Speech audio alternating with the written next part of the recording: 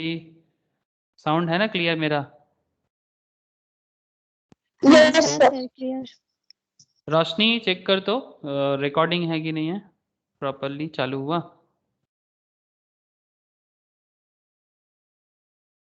है ना था। ओके ठीक है। तो देखो सर, फर्स्ट ऑफ ऑल मैं आपको बस इतना पहले कहूँगा कि ये जो क्लास है that is for income tax class. Okay, good morning सबको एक बार फिर से। तो इनकम टैक्स क्लास में हम लोग जो डिस्कशंस बेसिकली करते हैं वो क्या डिस्कशन है, वो ये डिस्कशन है, मैं आपको सिंपल बताता हूँ, एक लेमैन की तरह समझो। मतलब अगर लेमैन की तरह समझना कोई सीख गया ना, लेमैन मतलब जिसको किसी मैटर में किसी नॉलेज ही नहीं है, मतलब अगर आप किसी मैटर पे नॉलेज नहीं रखते हो और फिर भी आप वो मैटर समझते हो, मतलब बहुत बड़ी बात है। एक्सपर्ट बन के तो बहुत लोग बहुत कुछ करने का कोशिश करते हैं, बट लेमैन बन के कभी कोशिश करके देखो, मज़ा आ जाएगा। तो कॉन्सेप्ट कुछ ऐसा है कि इन मतलब government of India income tax department बना के रखा है, ठीक है। वो इनकम टैक्स डिपार्टमेंट क्या करता है? इनकम टैक्स डिपार्टमेंट का काम है भाई, आप क्या इनकम करते हो बताओ, और उसके हिसाब में आप गवर्नमेंट को टैक्स पे करो। सिंपल ये बात है। आप क्या इनकम करते हो इंडिविजुअल लेवल पे, आपके हिंदू ऐसे बेसिकली 7 तरह का पर्सनस बोल के रखा है। एक हो गया आपका इंडिविजुअल, दूसरा हो गया HUF, तीसरा हो गया पार्टनरशिप बिजनेस, चौथा हो गया एसोसिएशन ऑफ पर्सन, पांचवा हो गया आपका बॉडी ऑफ इंडिविजुअल, ठीक है।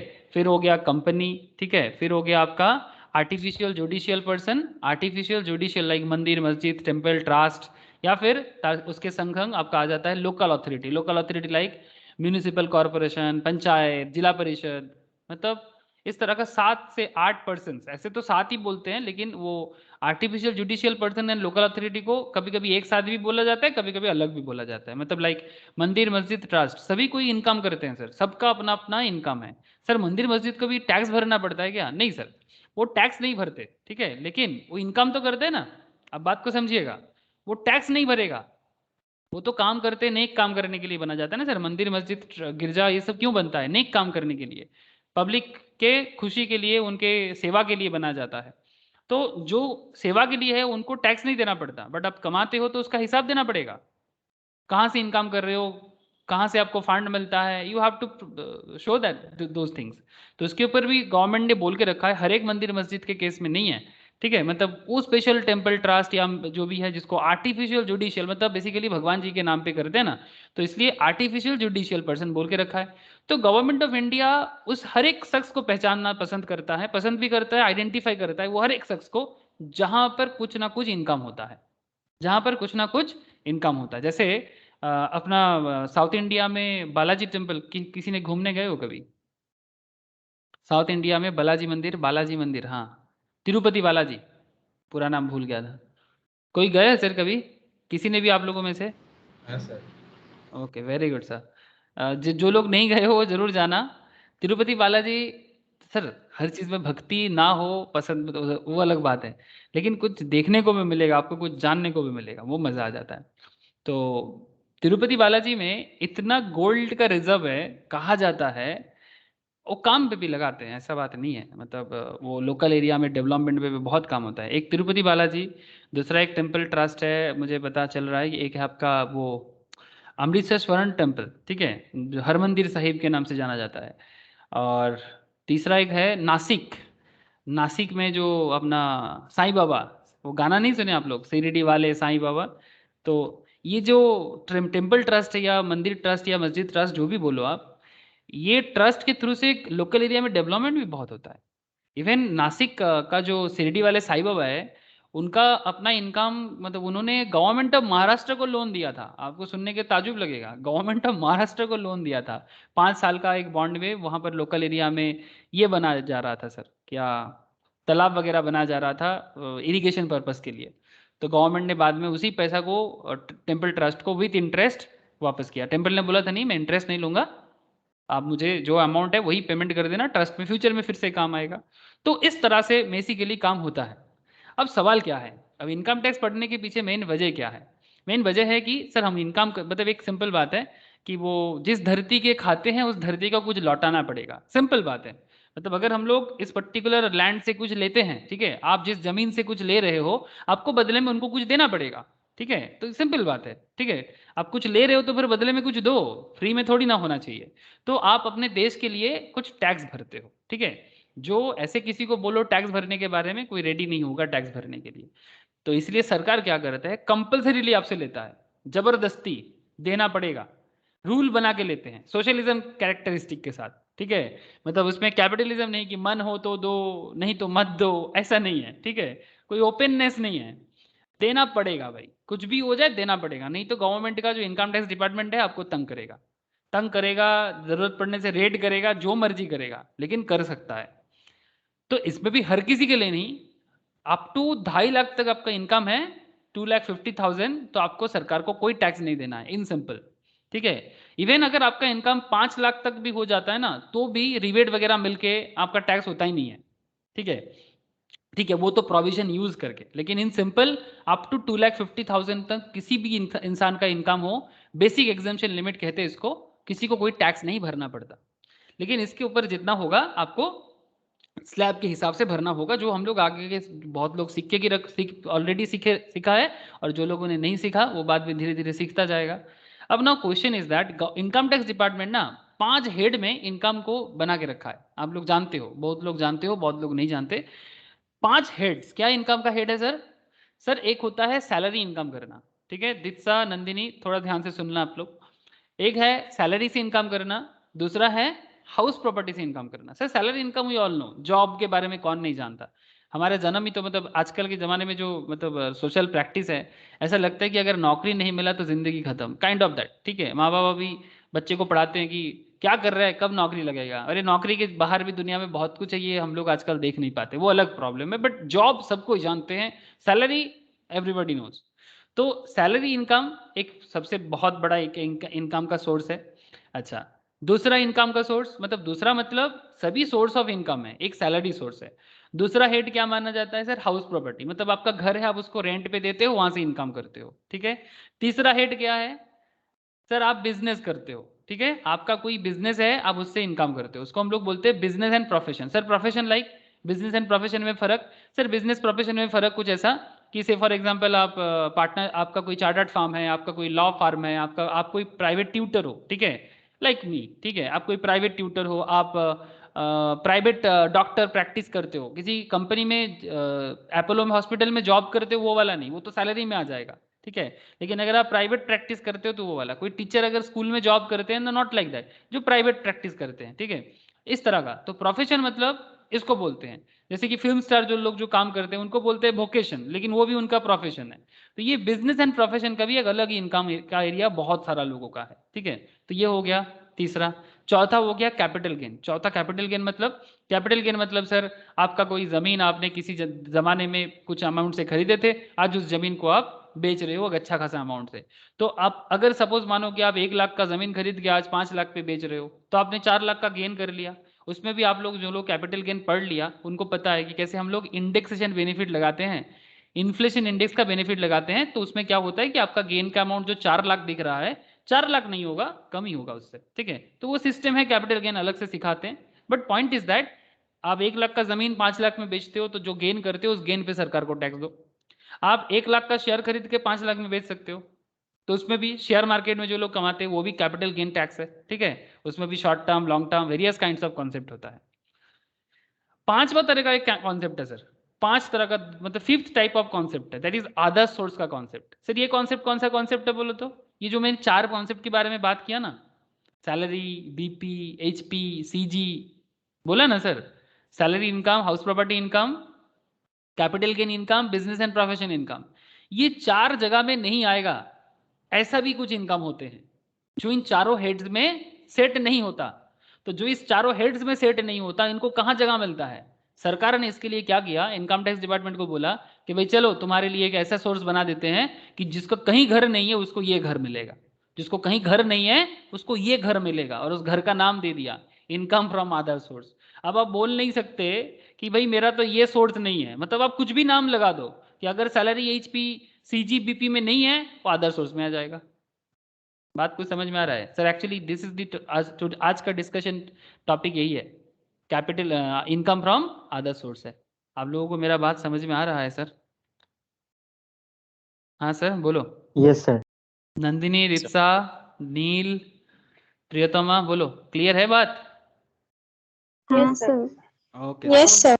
तो आज हम लोग बाकी हेड्स को छोड़ो, ठीक है। आज हम लोग पूरा फोकस करेंगे। प्रीति बोझ अच्छे, प्रीति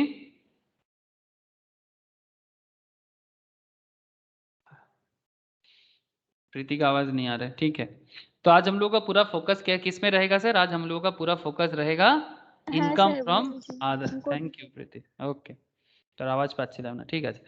पूरा फोकस आज रहेगा इनकम फ्रॉम अदर सोर्स में। बड़ा ही मजेदार पॉइंट है सर, बड़ा ही मजेदार पॉइंट है, मजा आ जाएगा। जैसे कैपिटल गेन में मजा आया होगा, बीपी में मजा आया होगा, सैलरी में भी, एचपी में भी। जो लोग किए हो, जो लोग नहीं किया ये सब चैप्टर, अरे क्या सर चेंज चलता रहता है, नो प्रॉब्लम। ओके ठीक है सर, चलो मैं स्क्रीन शेयर करता हूँ और आप लोग पेन एंड कॉपी रेडी कर लो, पेन एंड पेपर रेडी कर लो और लिखने के लिए सज्ज हो जाओ।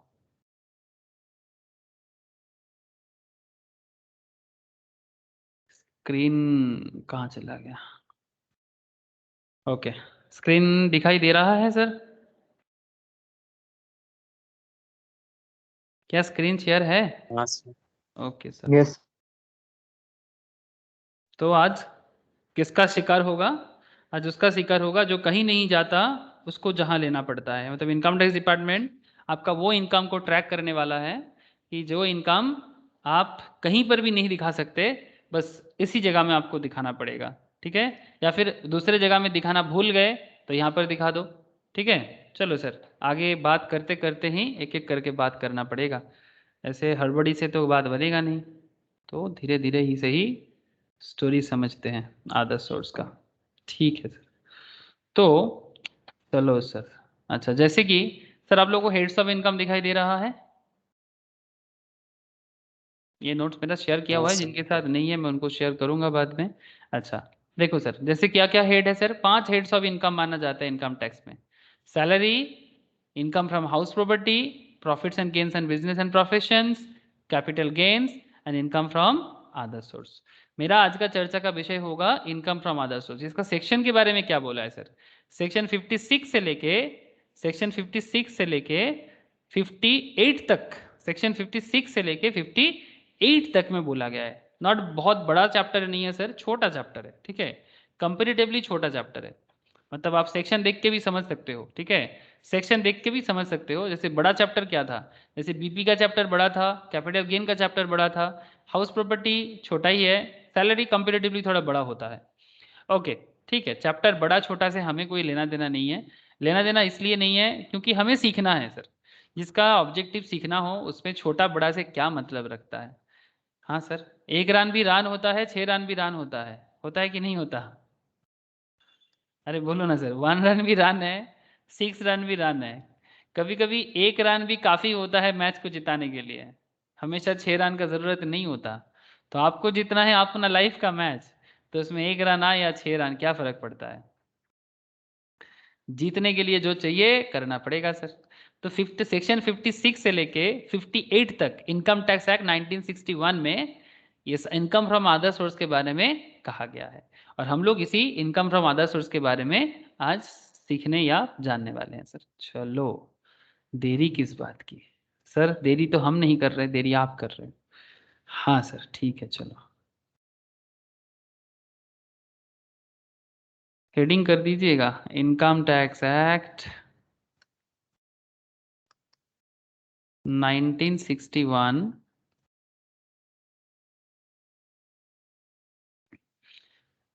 अच्छा दीक्षा और नंदिनी को बस एक बात बता दूं मैं कि सर कुछ दिन बाद मैं इनकम टैक्स का बेसिक का क्लास स्टार्ट करूंगा, तब आप लोगों को इनकम टैक्स का जो बेसिक्स एरिया है वो भी कवर करूंगा, ठीक है। दीक्षा, नंदिनी, प्रियोतमा बहुत लोग हैं, बेसिक बहुत लोग बाकी हैं। तो आस्था, तो बेसिक्स में आप लोग कवर कर लीजिएगा। तो बेसिक्स में बहुत कुछ इंपॉर्टेंट पार्ट होता है, ठीक है। कोई बात नहीं, अभी समझ में आ जाएगा। तो लिखो as per, oh sorry, income tax act 1961 heading क्या होना चाहिए? हेडिंग होना चाहिए था income from other source. Income from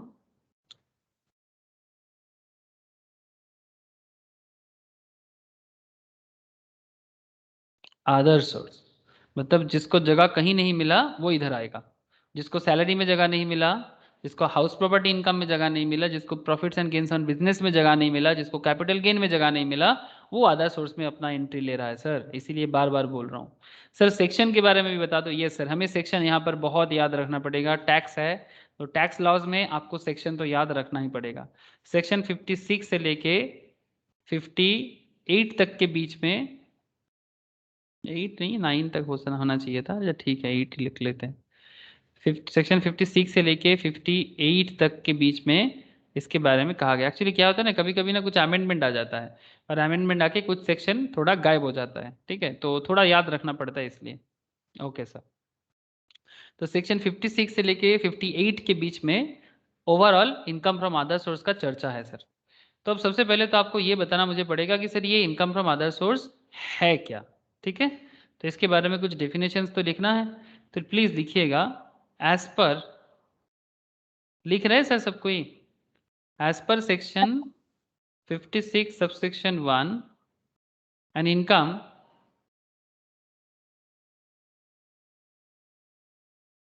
income arise, sorry an income chargeable लिखना। An income is chargeable, an income is chargeable under the head other source, under the head other source if the following condition, if the following condition क्या होगा sir? satisfied, if the following condition satisfied। तो basically section 56 subsection 1 में income from other source के बारे में कहा गया है। क्या कहा गया है इनकम फ्रॉम अदर सोर्स के बारे में? सर ये कहा गया है इनकम फ्रॉम अदर सोर्स के बारे में, बोलता है कि sir as per section 56 subsection 1 and income is chargeable under the other sources if the following condition satisfied. Sir क्या सेटिस्फेक्शन करना पड़ेगा? चलो सर सेटिस्फाई करते हैं, सेटिस्फाई करते हैं सर, एक एक पॉइंट सेटिस्फाई करते हैं। There must be an income. Sir ये क्या बात हुआ? सर इनकम टैक्स पे ये तो होना ही पड़ेगा। यस सर होना पड़ेगा। फिर भी there must be an income. Sir actually क्या होता है ना, बहुत बार ऐसा होता है कि लॉस का भी कॉन्सेप्ट हो सकता है ना, तो लॉस में कभी टैक्स नहीं होता, तो फिर लॉस टैक्स बोल के कुछ टैक्स है ही नहीं। लॉस एडजस्ट हो सकता है बट इनकम में ही टैक्स होता है, इसीलिए पहला पॉइंट है there must be an income. अच्छा इनकम का नेचर क्या होना चाहिए? Sir revenue in nature. Sir इसका मतलब बता दो। Sir revenue in nature and capital in nature, दो नेचर होता है अकाउंट्स में। ये अकाउंट्स का ही कॉन्सेप्ट है जो यहाँ पर यूज किया जा रहा है। There is a to types of income का नेचर। एक कैपिटल नेचर, मैं बस ऐसे ही लिख रहा हूँ इसको, हाँ एक कैपिटल नेचर, अभी इसको लिखने का जरूरत नहीं है, मैं बस ऐसे ही समझाने के लिए लिख रहा हूँ। One is capital nature, another is revenue nature. Sir कोई मुझे बता सकते हो ये दोनों नेचर क्या होता है? एनीवन सर, सर डे जिसको टू भी डे बोले। जो हाँ बोलो सर। एक्सपेंसेस होते हैं वो रेवेन्यू नेचर के होते हैं। ओके बिजनेस में डे टू डे एक्सपेंसेस और ओके कैपिटल नेचर के एक्सपेंसेस लाइक कोई कैपिटल बोल रहे हैं, कोई एसेट खरीदा गया जो रीअकरिंग नहीं होता है बार बार। Very good sir. जो रीऑकर बार बार नहीं होता, जो कभी कभी होता है, उसको कैपिटल नेचर का इनकम बोलते हैं या एक्सपेंस बोलते हैं। जैसे बहुत अच्छा बोला जियाउल ने कि जैसे सर बिजनेस में उसने एक्सपेंस के थ्रू से एग्जांपल को दिया, वेरी गुड, एक्सपेंस के थ्रू से भी बोल सकते हो, बट हमारा यहाँ पर इनकम मेन मुद्दा है। कोई बात नहीं, कॉन्सेप्ट सेम है, एक्सपेंस का बात हो या इनकम का, बट इनकम टैक्स में एक्सपेंस से ज्यादा इनकम पे ध्यान देना पड़ेगा। बट फिर भी एग्जाम्पल जो भी जियाउल ने दिया सही बोला। सर कैपिटल नेचर का मतलब होता है, से फॉर एग्जाम्पल की एक बिजनेस है, ठीक है। चलो सर ऐसे कैसे एग्जाम्पल दूँ, एक आपको बड़ा एग्जाम्पल दे देता हूँ, आपको अब भी समझ आ जाएगा। सर आप लोगों को मैं रिलायंस के फैक्ट्री बहुत बार लेके गया, ऐसे मेरा बड़ा आदत है रिलायंस का जामनगर फैक्ट्री दिखाने का। मतलब बहुत लोग बोलते सर एक चीज़ देख देख के थक जाते हैं फिर भी आप चुप नहीं करते। हाँ सर वो थोड़ा आदत बन गया है। सर आप लोग देख रहे हैं सर, ये रिलायंस का जामनगर वाला फैक्ट्री है, ये ऑयल रिफाइनरी है सर। ये रिलायंस का ऑयल रिफाइनरी है, ये वर्ल्ड का लार्जेस्ट रिफाइनरी है सर, वर्ल्ड लार्जेस्ट रिफाइनरी। ये जो पेट्रोल का डीजल का जो तेल होता है ना सर, जो मिडिल ईस्ट के कंट्रीज से लाया जाता है और यहाँ पर इसको रिफाइन किया जाता है और फिर रिफाइन करके गवर्नमेंट इंडिया भी लेता है, गवर्नमेंट ऑफ इंडिया भी लेता है और फॉरेन कंट्रीज को भी बेचता है, एक्सपोर्ट करता है। लेकिन सर मैं आपको बस इतना कहना चाहता हूँ, यहाँ पर जो प्लांट मशीनरीज आप लोगों को दिखाई दे रहा है, ये प्लांट मशीनरीज जो आप देख पा रहे हो, ये प्लांट मशीनरी इसका किस तरह का एक्सपेंसेस है? कैपिटल नेचर का है कि रेवेन्यू नेचर का है, बताइएगा sir. Capital nature. Obviously sir, तो ये कैपिटल तो नेचर। वेरी गुड सर, ये सब कैपिटल नेचर का है, ठीक है। लेकिन सर ये जो ये एसेट है इनका, है ना, ये इनका एसेट है। अब इस एसेट से जो भी इसका इनकम होगा, मतलब इस एसेट के पीछे जो भी एक्सपेंस इन्होंने किया, ये सब कैपिटल नेचर का एक्सपेंसेस है। लेकिन रेवेन्यू नेचर का भी एक्सपेंस होता है, डे टू डे एक्सपेंस, मतलब इतना बड़ा प्लांट एंड मशीनरीज को चलाने के लिए डे टू डे कुछ तो खर्चा रहेगा, हाँ या ना। डे टू डे कुछ तो खर्चा रहेगा सर, एवरी डे इतना बड़ा प्लांट को चलाने के लिए डे टू डे एक्सपेंस कुछ तो होगा। तो जो डे टू डे कुछ तो मतलब कुछ छोटा अमाउंट नहीं होता है, बड़ा अमाउंट ही होता है। बट जो डेली एक्सपेंस होता है ना, उसको एक्चुअली बोलते हैं रेवेन्यू नेचर का कॉन्सेप्ट, ठीक है। इसको मैं थोड़ा और छोटा लेवल में बता सकता हूँ। अगर आपको जामनगर वाला फैक्ट्री कनेक्टेड नहीं हो पा रहा है, तो फिर ये वाला एक एग्जाम्पल आप जरूर कनेक्ट कर सकते हो। सर अगर आपके घर में उबेर है सर, किसी के घर में, अगर किसी के फैमिली मेंबर में, रिलेटिव्स में, या फिर नहीं है तो कोई बात नहीं, रास्ते में तो चलते हुए सभी कोई देखता है। से फॉर एग्जाम्पल आपके पास एक उबेर का कार है, ठीक है, जो कार आप उबेर में चलाते हो। तो ये उबेर की इस कार में आपका कैपिटल नेचर क्या है सर? ये कार आपका कैपिटल नेचर का है ना सर? ये जो कार एज ए एसेट आप यूज करते हो अपने बिजनेस में, उबेर का जो आप रेंटल बिजनेस करते हो, तो इसमें कार आपका क्या हो गया, कैपिटल नेचर? हाँ सर। कैपिटल ये सर नेचर। कैपिटल। लेकिन सर इस पर्टिकुलर कार रहने से क्या आपने इनकम कर लोगे, या फिर डे टू डे आपको कार में नो पेट्रोल या सर। डीजल भरना पड़ेगा?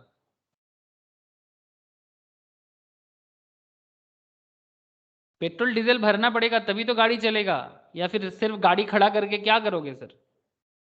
तो सर पेट्रोल डीजल में जो डेली एक्सपेंस करोगे ना गाड़ी को चलाने के लिए, वो आपका कैसा नेचर का बिजनेस हो गया, मतलब एक्सपेंस हो गया? That was, that is revenue nature का एक्सपेंस। रेवेन्यू।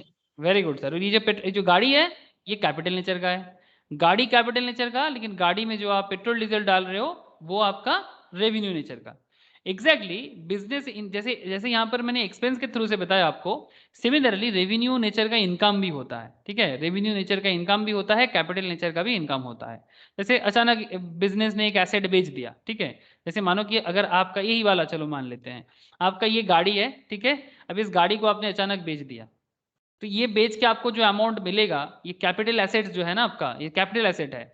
जिस एसेट को यूज करके एक्चुअली बड़ा इनकम आता है, उसको कैपिटल एसेट बोलते हैं। मतलब जिसको यूज करके आपका दूसरा इनकम होगा, मतलब वो भी एक गुड्स है, ये भी आपका एक गुड्स है, बट इसको यूज करके आपका दूसरा गुड्स निकलता है, या फिर दूसरा सर्विस प्रोवाइड होता है। That is why this is called capital asset, ठीक है। जिस एसेट को, इसके दाम पे डिपेंड नहीं करता, इट्स नॉट अबाउट इस प्राइस, इट्स डिपेंड उसका नेचर क्या है। से फॉर एग्जाम्पल अगर आप खाना बनाते हो, तो आपके लिए चूल्हा, चूल्हा समझते हो, ओवन, ओवन, एक ओवन का क्या प्राइस है sir?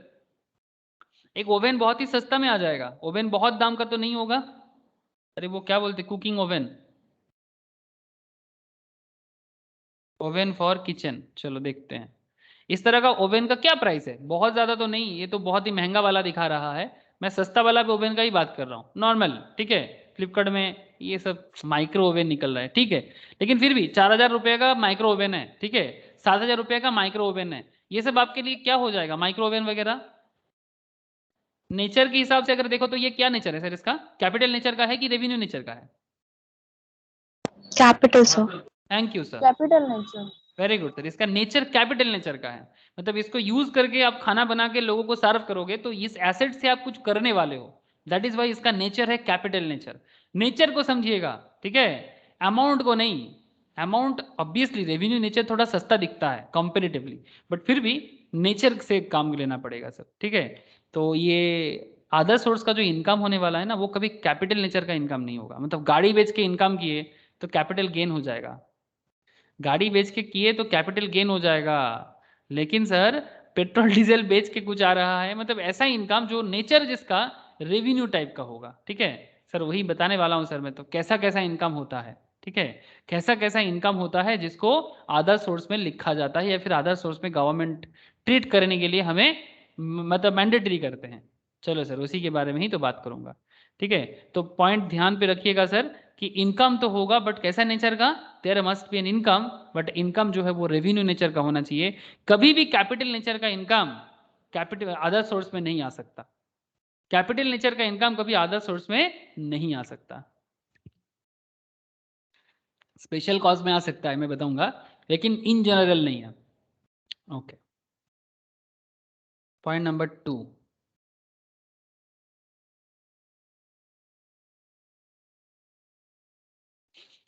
Such income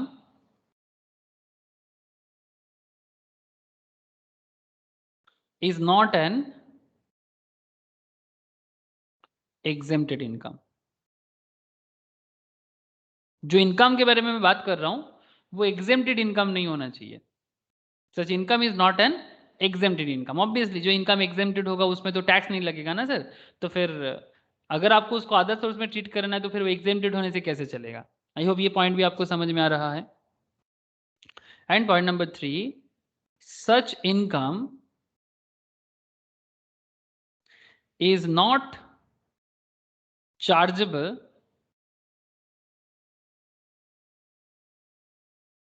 under the head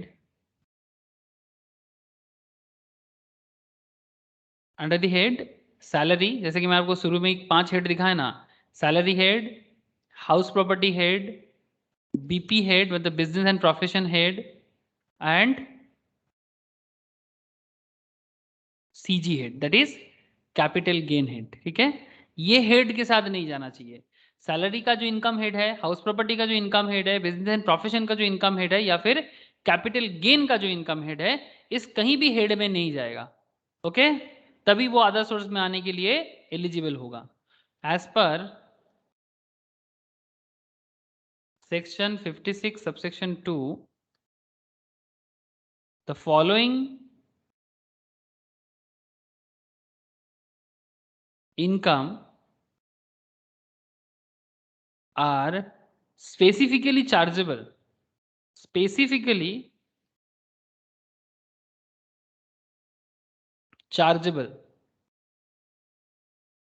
the following income are specifically chargeable under this head.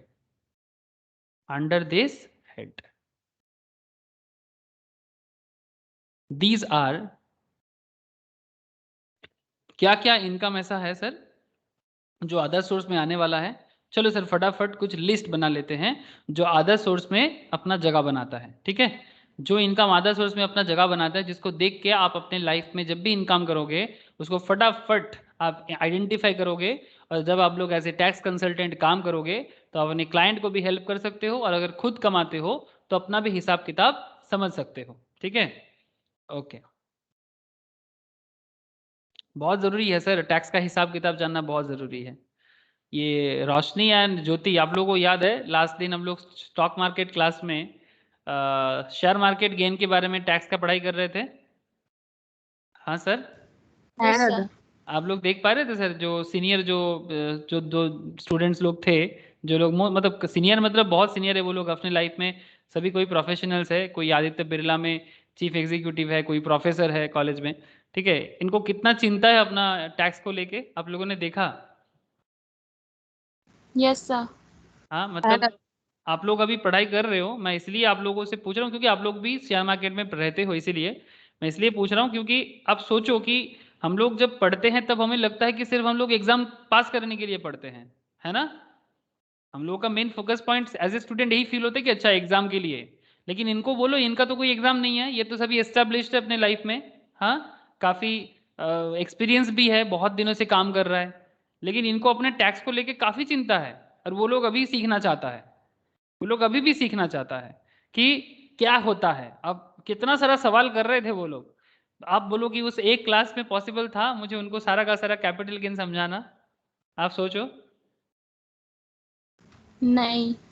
आप लोग देख पा रहे थे ना उस दिन कितना कॉम्प्लेक्सिटीज क्रिएट हो रहा था, लेकिन फिर भी जितना उनके लिए ज़रूरी था मैं कोशिश कर रहा था कि मैं कम से कम उतना कम से कम उन लोगों को बताऊं. तो इसीलिए मैं आपको बस आप सभी को मैं इतना कहना चाहता हूं कि आप लोग जब भी पढ़ाई करते हो ना उसको अभी से इतना कनेक्ट होके पढ़ो ताकि एग्जाम का नहीं तो ऐसे चुटकी में पार हो जाए, और आपके जो करियर है ना सर उस करियर में आपको हमेशा हेल्प करे. ये मैं आपको बार बार बोलूंगा. मैं इसीलिए रोशनी और ज्योति ने एक्सपीरियंस किया, क्योंकि किस तरह से जो सीनियर एक्सपीरियंस लोग होते हैं, जो एक्चुअली वो लोग स्टॉक मार्केट का पढ़ाई करते हैं. अब स्टॉक मार्केट से वो लोग अच्छा खासा इनकम भी कर लेते हैं और उस इनकम का टैक्स भी आता है, but they are very concern कि टैक्स का क्या होगा. ठीक है, अब उसको भी नॉलेज होना चाहिए ताकि उनको कोई उल्टा सीधा लेवल में टैक्स ना ले ले. ठीक है, किसी ने 80,000 का 2 दिन में इनकम किया टैक्स स्टॉक मार्केट से, उनका 10,000 का बैलेंस काट लिया, तो कंसर्न हो गया, मेरे को बार बार पूछ रहे आप बताओ ना कहाँ से पैसा काटा, कहाँ से पैसा काटा, मतलब भेजो डिटेल्स में देखता हूँ। तो फिर उसका एक अलग ही रीज़न था, कुछ लोन ले लिया था उसके थ्रू से पैसा काट लिया। तो फिर बोलते इसका टैक्स क्या होगा, तो फिर वही सब कंसर्न था ये वो लोग कि क्या टैक्स होगा, क्या टैक्स होगा, इसको लेके चिंता हो जाते हैं। तो आप लोग भी अच्छे से पढ़ाई करोगे तो फिर आप दूसरे को भी समझा सकते हो, बिकॉज आप लोग अल्टीमेटली प्रोफेशनल्स बन जाओगे। ठीक है, तो हेल्प होगा सर बहुत ज़्यादा। तो जितना प्रैक्टिकली हो सके पढ़ो सर, तभी मज़ा है इनकम टैक्स पढ़ने का। नहीं तो सर इनकम टैक्स ना वो प्रोविजंस के भूल भुलैया में ना घुमाते रहेगा मतलब कहाँ से निकलोगे यार, कहाँ से बाहर जाओगे, दोनों में कंफ्यूज हो जाओगे।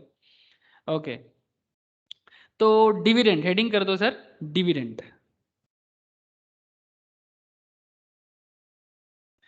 डिविडेंड का बाद में क्या करूं सर, डिविडेंड तो आप लोग समझते हो ना, जैसे लोग बिजनेस करता है तो बिजनेस के लिए प्रॉफिट करेगा, और अगर आप किसी कंपनी का शेयर होल्ड करते हो तो बदले में आपको वो प्रॉफिट का पार्ट देता है। दो तरह का कॉन्सेप्ट होता है सर, वही चीज़ मैं इसलिए कल वाला क्लास मुझे याद आ गया स्टॉक मार्केट वाला, क्योंकि उसमें यही पॉइंट में बात चल रहा था, है ना रोशनी, इसी पॉइंट में बात चल रहा था ना।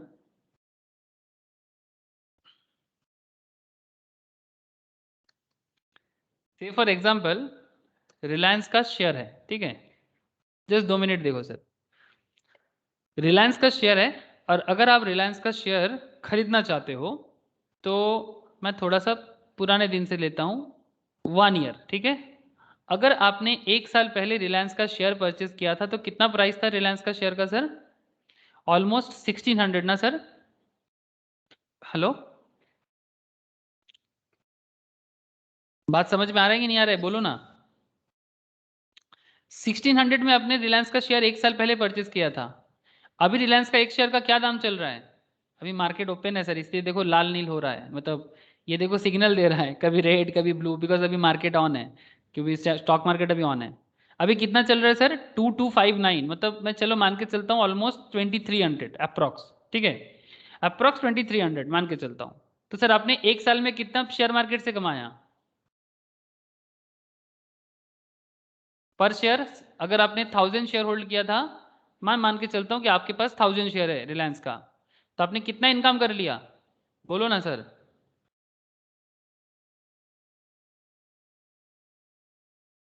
अरे आप लोग कैलकुलेट करके नहीं बोल सकते क्या, 500 पर शेयर में कमाया कि नहीं कमाया, मेरा आवाज तो क्लियर है आप लोगों तक।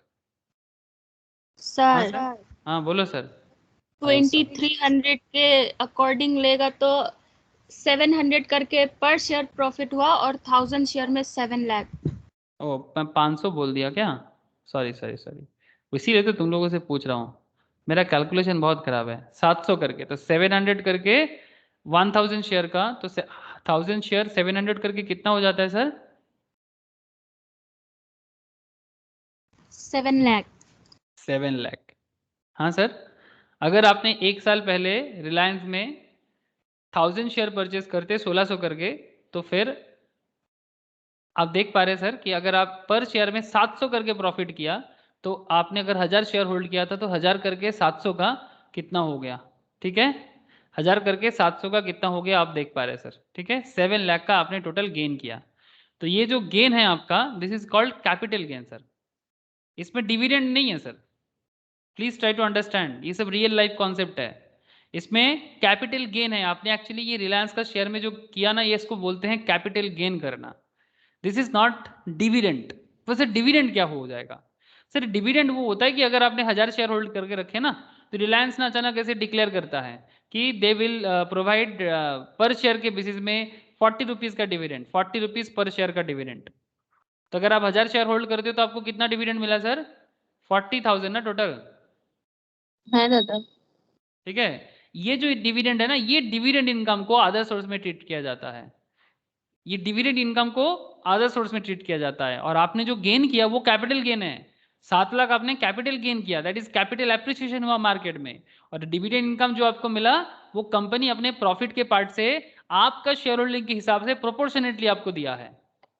बात कुछ समझ में आया सर, बात कुछ समझ में आया आप लोगों को।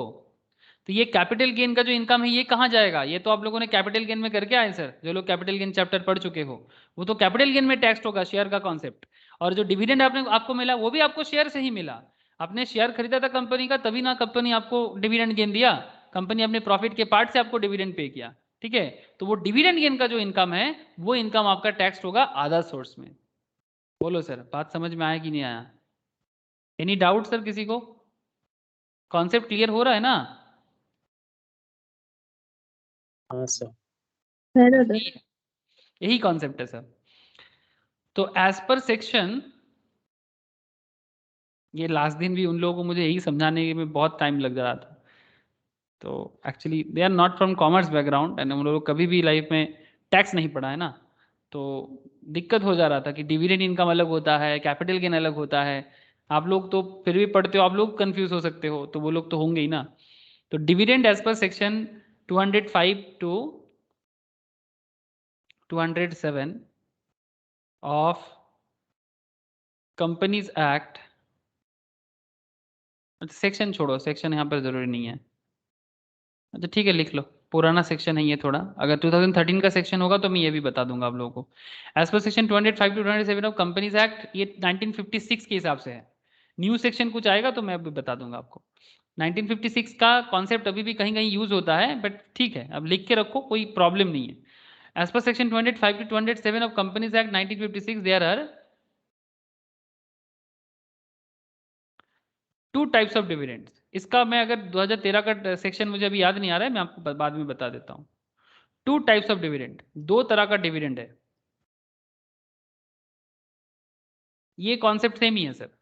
To types of dividend, one is final dividend,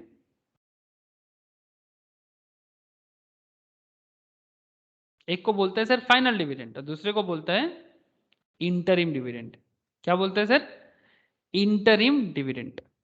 एक फाइनल डिविडेंड और एक इंटरिम डिविडेंड, मतलब ये कभी भी बीच में आपको एक बार दे देगा, ठीक है, और एक कभी भी आपको मतलब हर साल के एंड में देने का बात करेगा। सर कैसे पता चलता है डिविडेंड देता नहीं देता? हाँ सर, चलो सर वो भी देख लेते हैं। रिलायंस एजीएम देखते हैं, चलो। ये सब मैं कंपनीज लॉ में भी दिखाता रहता हूँ आप लोगों को, जो लोग कंपनीज लॉ के क्लास में रहते हो उनको भी मैं दिखाता रहता हूँ, ये हमेशा कभी ना कभी मैं दिखाता रहता हूँ कि देखो कंपनी एजीएम बुलाया है, क्या बोल रहा है, एवरीथिंग। रिलायंस एजीएम,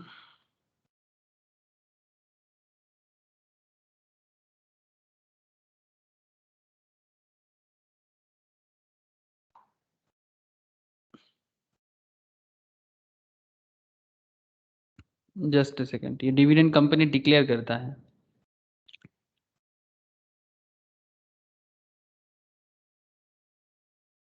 ये देखो सर, ये रिलायंस इंडस्ट्रीज का ही है, ठीक है। आप बस थोड़ा सा नज़र रखना। ये देखो कंपनी अपना एनुअल जनरल मीटिंग किया, करेगा 24 जून, ये न्यू वाला है, ये अभी भी हुआ नहीं है, होगा, ठीक है। और आपको मैं थोड़ा पुराना डाटा दिखाता हूँ, आप आराम से देख सकते हो। ये देखो सर, ये 2015 का डेटा है, देख पा रहे सर आप लोग? 12 मई 2015 क्या दिखाई दे रहा है आप लोगों को? 15 मई 2015 को कंपनी क्या बता रहा है?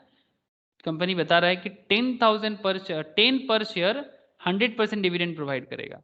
पर शेयर के हिसाब से 10 करके 10 पर शेयर के हिसाब से कंपनी 100% डिविडेंड पे कर रहा है। मतलब 100% क्यों? क्योंकि कंपनी जो डिविडेंड पे करता है ना सर, फेस वैल्यू पे करता है, ठीक है, समझिए सर। कंपनी का डिविडेंड का जो परसेंटेज कैलकुलेट होता है वो एक्चुअली अकाउंट्स एंड लॉ का कॉन्सेप्ट है, फेस वैल्यू पे ही होता है। तो इसका मतलब है कि इसका फेस वैल्यू क्या है? इसका फेस वैल्यू ₹10 ही है। रिलायंस का जो फेस वैल्यू है ना वो ₹10 का ही है, मतलब एक शेयर का फेस वैल्यू। तो अगर शेयर का फेस वैल्यू 10 है और आपको डिविडेंड ₹10 दे रहा है, तो इसका मतलब वो आपको 100% डिविडेंड ही दे रहा है। लेकिन सर मैक्सिमम लोग क्या समझेगा, सर मार्केट में तो रिलायंस का शेयर 2259 करके चल रहा है, तब तो ₹10 का डिविडेंड मतलब बहुत ही कम दे रहा होगा पर शेयर के हिसाब से। हाँ सर, लेकिन सर ये हिसाब नहीं होता, अकाउंटेंसी इस तरह से हिसाब नहीं करता है। अकाउंटेंसी हिसाब करता है फेस वैल्यू के हिसाब से, ठीक है। और बाकी तो कैपिटल गेन आपको हो ही रहा है ना, जो लोग स्टॉक में ठीक ठाक इन्वेस्टमेंट टाइम पे करके गेन कर लिया, तो वो कॉन्सेप्ट इज डिफरेंट। तो ये फेस वैल्यू से देखा जाए तो 2015 में 100% डिविडेंड। आप देख सकते हो 2014 में 2014 में कंपनी ने 9.5 पर शेयर का डिविडेंड, 95% डिविडेंड दिया था। देख रहे हैं सर? उससे पहले आप 2013 में देखो 9 पर शेयर, मतलब 90%, उससे पहले 8.5, फिर उससे पहले 8% पर शेयर, फिर उससे पहले 7 रुपीज पर शेयर। इवन 2009 में सर 130% डिविडेंड दिया था। 130% मतलब 10 के बदले 13, है ना? तो कंपनी अपने मर्जी के हिसाब से डिविडेंड दे सकता है। मतलब मर्जी के हिसाब से मतलब वो जो प्रॉफिट होता है ना, उस प्रॉफिट को एक्चुअली एलोकेट करता है और पर शेयर होल्डर के बेसिस में डिस्ट्रीब्यूट करता है। तो इसी डिस्ट्रीब्यूशन से शेयर होल्डर का जो गेन होता है, अर्निंग होता है, उसको डिविडेंड इनकम बोलता है। और वो डिविडेंड इनकम को इनकम टैक्स में टैक्स किया जाता है। क्लियर है बात सर? देख पा रहे सर? जो भी हुआ मैं आपको, जो भी रियल में होता है मैं उसी तरह हिसाब से ही आपको समझा रहा हूँ। ऐसा नहीं कि सिर्फ किताब में लिखा हुआ है और आप पढ़ रहे हो, नहीं। ये जो भी मैं डेटा आपको शो कर रहा हूँ, ये सब मनी कंट्रोल, जो लोग स्टॉक मार्केट इन्वेस्टमेंट वगैरह करते हैं ना, जो लोग मार्केट इकोनॉमी के साथ हमेशा कनेक्टेड होते हैं, वो लोग ये सब ऐप फॉलो करते हैं। मनी कंट्रोल है, इकोनॉमिक टाइम्स है, ठीक है, बहुत सारे हैं, ठीक है, लाइव मिंट बोल के होता है, बिजनेस स्टैंडर्ड्स होता है। तो यहाँ से डेटा मिल जाता है ऑलमोस्ट। और बाकी आप कंपनी के साइड में जाके भी एनुअल रिपोर्ट निकाल के भी देख सकते हो। अब यहाँ पर एनुअल रिपोर्ट में जाऊँगा, फिर वहाँ से ढूंढूंगा, टाइम लगेगा, इसलिए मैं आपको रैंडमली जो भी मुझे मिला मैं वहीं से आपको शो कर रहा हूँ। ठीक है सर? ओके सर, सब ठीक है, चलो आगे बढ़ते हैं। तो आप लोगों को समझ में आया सर, फाइनल डिविडेंड क्या होता है, इंटरिम डिविडेंड क्या होता है? Hello? Yes sir. Okay sir ठीक है सर। क्योंकि तो बचपन से ये सब अकाउंटेंसी में भी करके आ रहे हो, लेकिन इसका मतलब बहुत ही सिंपल है, वही यहाँ पर बताया जा रहा है। Okay next. तो फाइनल डिविडेंड, अच्छा, as per income tax act, थोड़ा लिखिएगा।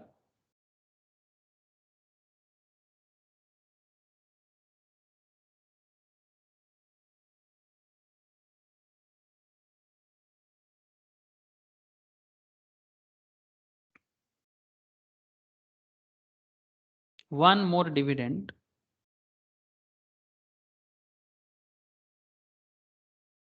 popularly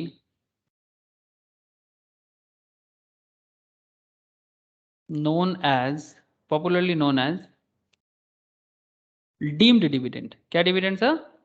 डीम्ड डिविडेंड, मतलब मान लेंगे। अब ये डीम डिविडेंड क्या है मैं अब बाद में चर्चा करूंगा आप लोगों से, लेकिन फिलहाल मैं आपको सेक्शन को बता देता हूँ कि deem dividend and deem dividend के बारे में। And these dividends are, and these are, मतलब actually one more dividend popular deem dividend under section, अब लिख लो, बस सेक्शन अभी लिख लो, मैं बाद में इसका चर्चा करूंगा, करना ही पड़ेगा। Under section, section 2 subsection 22 clause A, ठीक है। सिमिलरली ऐसे चलता जाएगा from A to E, actually मतलब 222 ए टू 222 सबसेक्शन ई, यहां तक फैला हुआ है। 222 मतलब बी सी डी ई करके सब बढ़ता जाएगा सर, ठीक है। तो सेक्शन 2 सबसेक्शन 22 क्लॉज ए से लेके 222 सबसेक्शन ई क्लॉज ई तक इसका पूरा एरिया स्प्रेड किया हुआ है, जिसको डिम डिविडेंड के हिसाब से कहा जाता है। मैं आपको बाद में चर्चा करूंगा कि ये 222 ए से लेके 222 ई तक क्या कहा गया है, ठीक है सर। तो फिलहाल इसको याद रखिए। Okay sir, next. बहुत चर्चा होता है सर, मैं एक एक करके एक साथ सब बता भी नहीं सकता, सब एक साथ बताना जाएंगे तो खिचड़ी पक जाएगा। ओके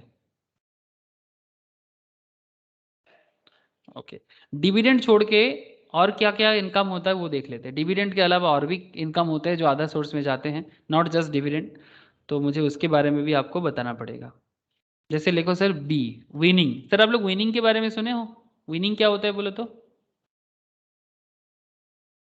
विनिंग मतलब विनिंग फ्रॉम, जीतना, लॉटरी वॉटरी। हाँ very good sir, winning from card game, winning from card game, lottery, very good sir, lottery. KBC, हाँ बोलो सर, बोलो।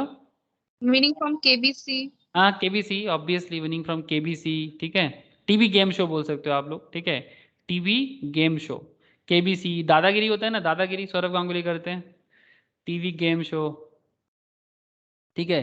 Card game, lottery, TV game show, ठीक है। हॉर्स रेस, हॉर्स रेस, घोड़ दौड़ से पैसा लगाया जाता है अपने कोलकाता में, कोलकाता में, मुंबई में बड़ा फेमस है सर। जानते हो sir race course in Kolkata? जानते होंगे। हाँ जिनको सर। जिनको नहीं पता मैं उनको बस दिखा देता हूँ सर, जाना नहीं है सर, ये फालतू का नशा है, बट देखने लिए जरूर जा सकते हो, पैसा लगाने जाना मत जाना। जाना सर, अगर एक्सपर्टाइज है तो तभी जाना, ठीक है। ये रेस कोर्स है सर, रेस कोर्स का स्टेडियम है, ये आपका विक्टोरिया मेमोरियल के आसपास में है सर, ठीक है। रेस कोर्स बोल के स्टॉपेज ही है, विक्टोरिया मेमोरियल के बगल में ही है।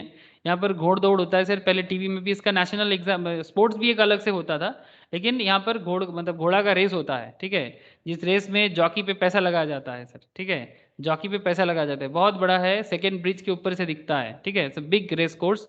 इस रेस कोर्स में हॉर्स रेस होता है, और उस हॉर्स रेस में मतलब यहाँ पर आप एंट्री फी देके देखने जा सकते हो, जरूर जा सकते हो, कभी मौका मिले तो जाना। उस पर पैसा लगाया जाता है सर, बीडिंग होता रहता है, किस घोड़े पे कितना बोली लगाओ, ठीक है, ये इतना वो इतना, ये देखो ऐसे जा रहा है ना जॉकी, इस तरह से पैसा लगाया गया है कि भाई कौन जीतेगा हारेगा इसके ऊपर, ठीक है। ये सब से जितना जो पैसा इनकम अर्न होता है ना सर, इसको बोलते हैं विनिंग, ठीक है।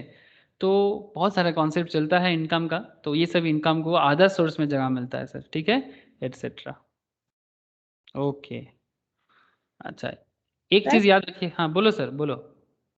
ये तो इलीगल है ना? नहीं सर, इलीगल नहीं है, मतलब ये कंट्रोल्ड है, इलीगल नहीं बोल सकते इसको, this is not illegal income, this is a control. ये एक ऐसा गेम है जो जिसको कंट्रोल बोलते हैं, ठीक है, मतलब कहीं पर भी हॉर्स रेस लोग चालू कर देगा नहीं चलेगा सर, एक प्रॉपर एरिया में प्रॉपर कंट्रोलिंग के थ्रू से होगा तो वो इलीगल नहीं है, ठीक है। जैसे आप लोग कैसीनो के बारे में सुने हो ना सर, कैसीनो जैसे गोवा में होता है ना,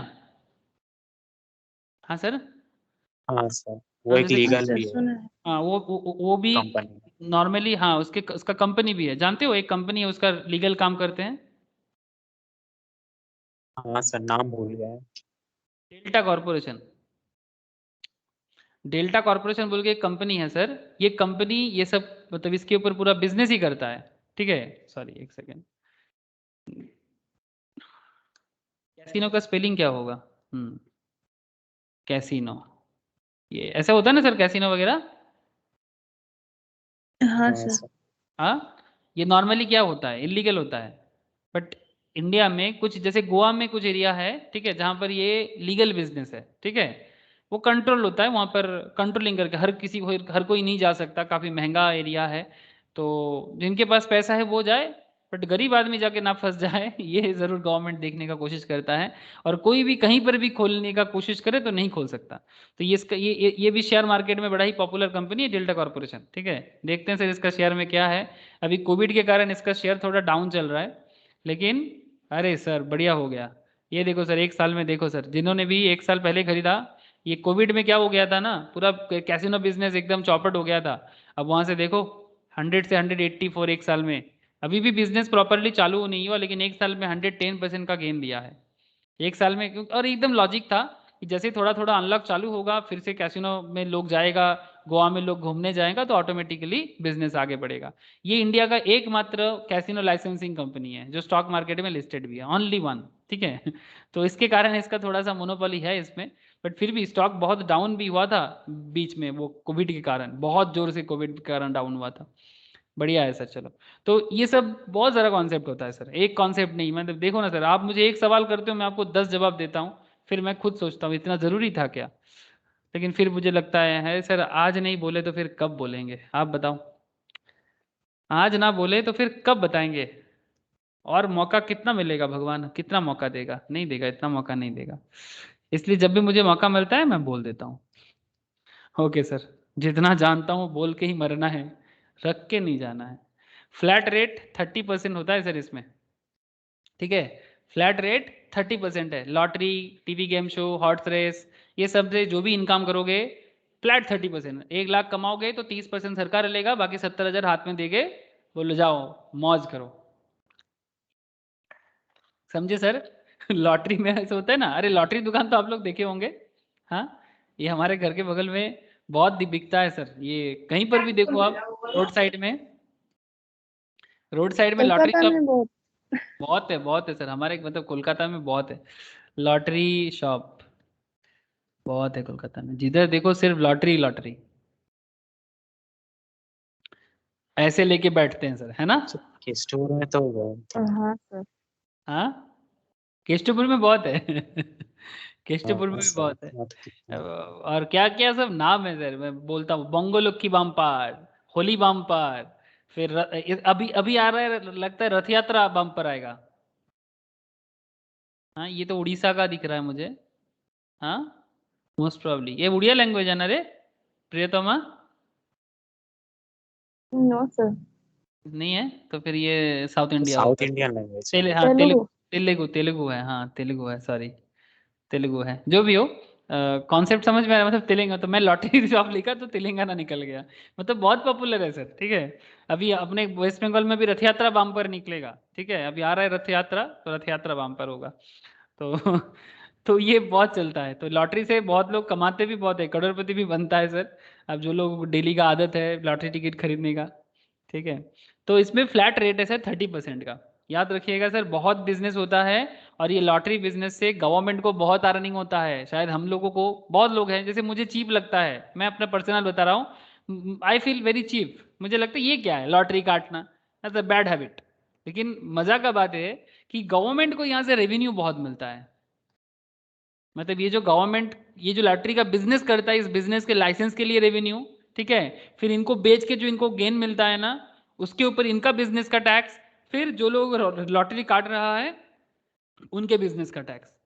आप कुछ समझ रहे हो सर? इसीलिए गवर्नमेंट देखना, जहां पर इकोनॉमी थोड़ा सा डाउन ग्रेडेड दिखेगा ना आपको, वहां पर लॉटरी बिजनेस आपको बहुत दिखेगा।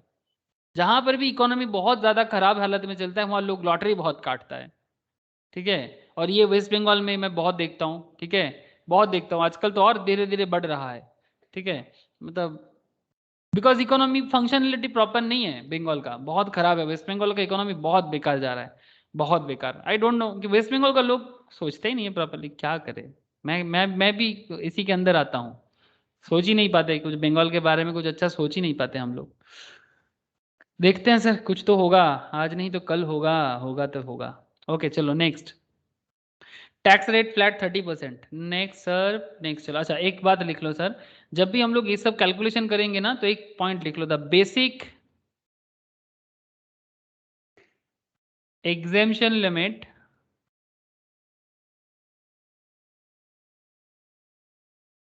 ऑफ ₹2,50,000 और 3 लाख। सर और क्यों सर? इसमें क्या होता है आप लोग जानते हो कि अगर ग्रेड लेस देन 60 ईयर्स का है ना, अगर किसी का एज 60 साल के नीचे का है, तो फिर उनके लिए यहाँ पर लिख सकते हो 60 ईयर्स एज, उनके लिए बेसिक लिमिट है 2,50,000 तक का, ठीक है। ये सब बेसिक क्लासेस है, जिनका बेसिक मिस है मैं उनको बेसिक बाद में करवाऊंगा, तो फिर तब समझ में आ जाएगा।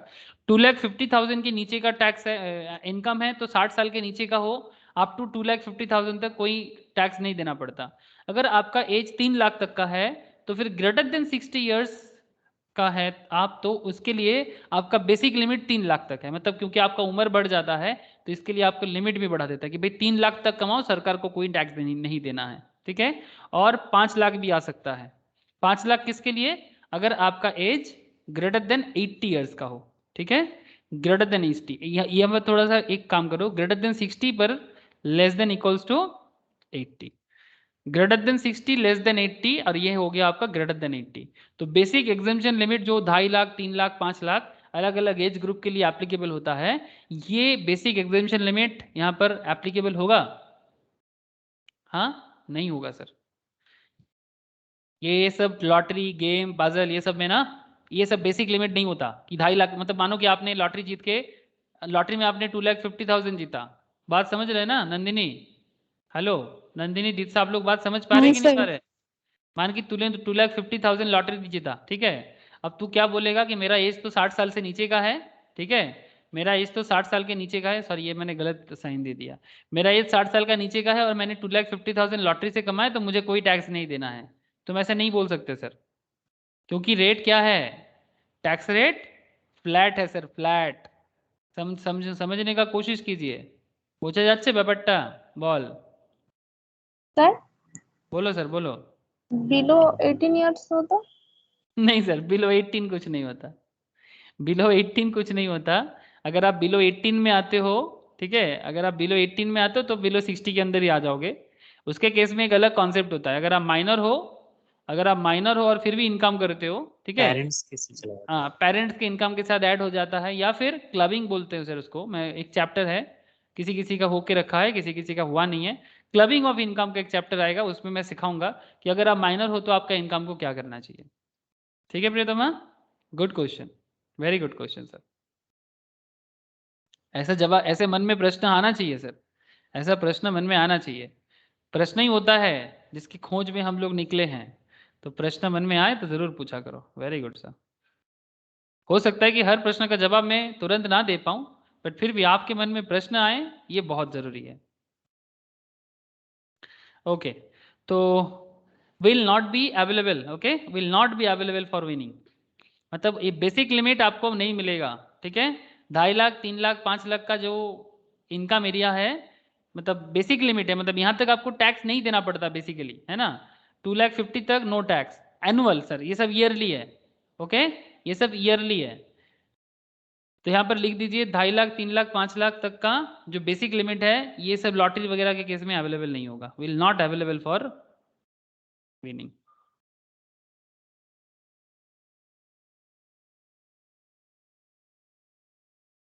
ओके सर, बोलो सर, यहाँ तक लिख लिया आप लोग? और एक पॉइंट लिखिएगा सर। सर नॉर्मली क्या होता है ना, एक्सपेंडिचर बेनिफिट मिलता है सर, जैसे बिजनेस वगैरह में ना एक्सपेंडिचर बेनिफिट मिलता है, मैं बताता हूँ आपको। यहाँ पर आप लिखिए नो एक्सपेंडिचर बेनिफिट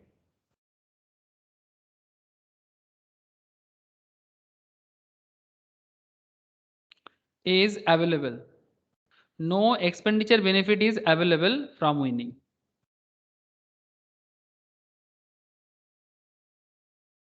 आस्था, प्रीति, बोलो, ज्योति, एक्सपेंडिचर बेनिफिट का मतलब कोई भी बोलो सर। जैसे मानो कि आपने, हाँ बोलो सर, कौन बोल रहे हो, बोलो। हाँ सर। हाँ बोलो ना सर, बोलो बोलो।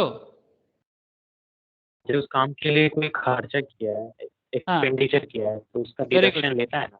उसका डिडक्शन तो नॉर्मली क्या होता है, बिजनेस में लिया जाता है ना। जैसे मानो कि आपने बिजनेस करने के लिए एक 1 लाख का मशीन खरीदा था, बात ठीक है, 1 लाख का मशीन खरीदा था बिजनेस के लिए, 1 लाख का मशीन आपने परचेज किया था, और आपने बिजनेस करके 2,50,000 इनकम किया, ठीक है, this is your business income. अब बिजनेस करके 2,50,000 का इनकम आपने किया और 1 लाख का मशीन आपने खरीदा था। अगर आपको मैं पूछूं कि भाई कितना प्रॉफिट किया आपने, तो आप क्या बोलोगे सर? 2,50,000 बोलोगे?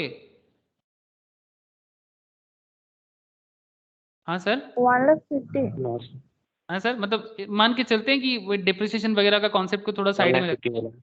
हाँ, मतलब आप क्या बोलोगे कि 2,50,000 से 1 लाख का मशीन को हटाएंगे, या फिर 1 लाख का जो भी मैंने परचेस या रॉ मटेरियल जो भी खरीदा था, मशीन नहीं, इसको रॉ मटेरियल मान के चलते हैं। मशीन थोड़ा सा मतलब कॉन्ट्राडिक्टरी हो रहा है सर, क्योंकि मशीन के ना एक साथ में पूरा मशीन का खर्चा माइनस नहीं हो सकता है, ठीक है, इसको रॉ मटेरियल मान के चलते हैं।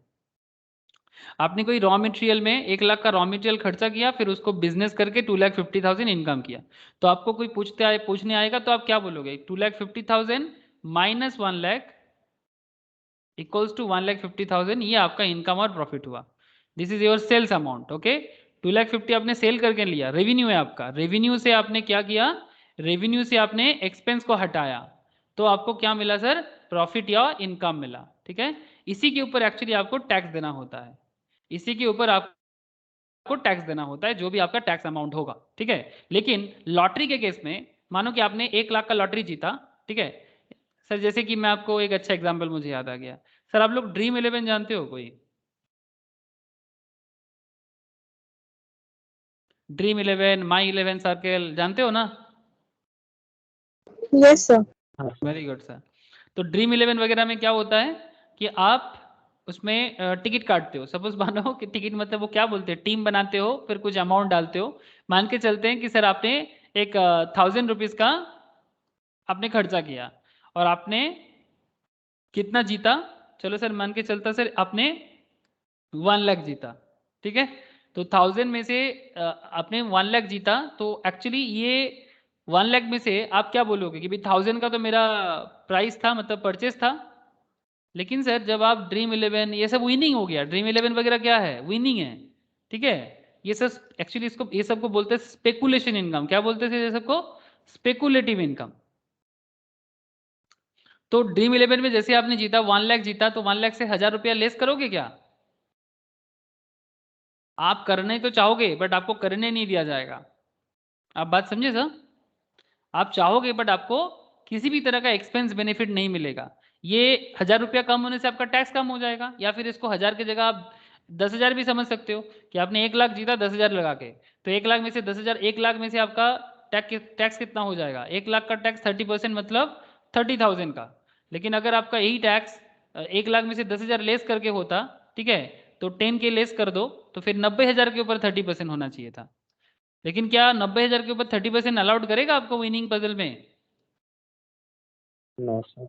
नहीं सर, आपका 3,000 का सेव हो सकता था, बट ये विनिंग वगैरह में किसी भी तरह का एक्सपेंस बेनिफिट अवेलेबल नहीं है, याद रखिएगा सर।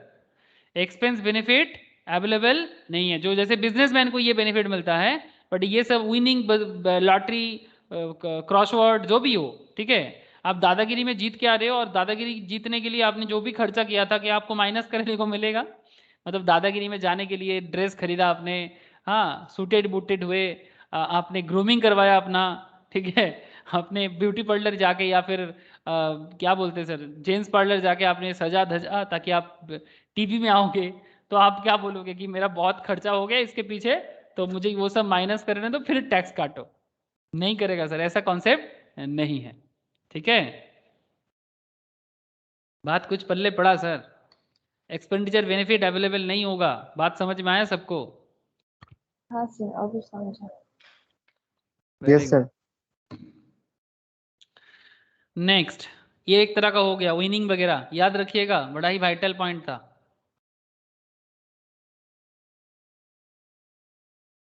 आस्था, आस्था का आवाज नहीं आ रहा है। दीक्षा, आस्था, आप लोग बोलो सर, आप लोग समझ पा रहे हो? हाँ सर। Okay sir. हाँ सर। नेक्स्ट पॉइंट सी, और बहुत तरह का होता है, फटाफट लिखो अभी जल्दी हो जाएगा। Interest on securities. Interest on securities, securities क्या होता है बोलो तो? Share debenture. Very good sir, debenture वगैरह को बोलते हैं नॉर्मली यहाँ पर, ठीक है, डिवेंचर, शेयर, यही सबको बोलते हैं सिक्योरिटीज। Very good sir. अब सिक्योरिटीज क्या हो जाएगा? सिक्योरिटीज का दो कॉन्सेप्ट है, इंटरेस्ट ऑन सिक्योरिटीज का दो कॉन्सेप्ट है। Held as stock in trade and held as investment.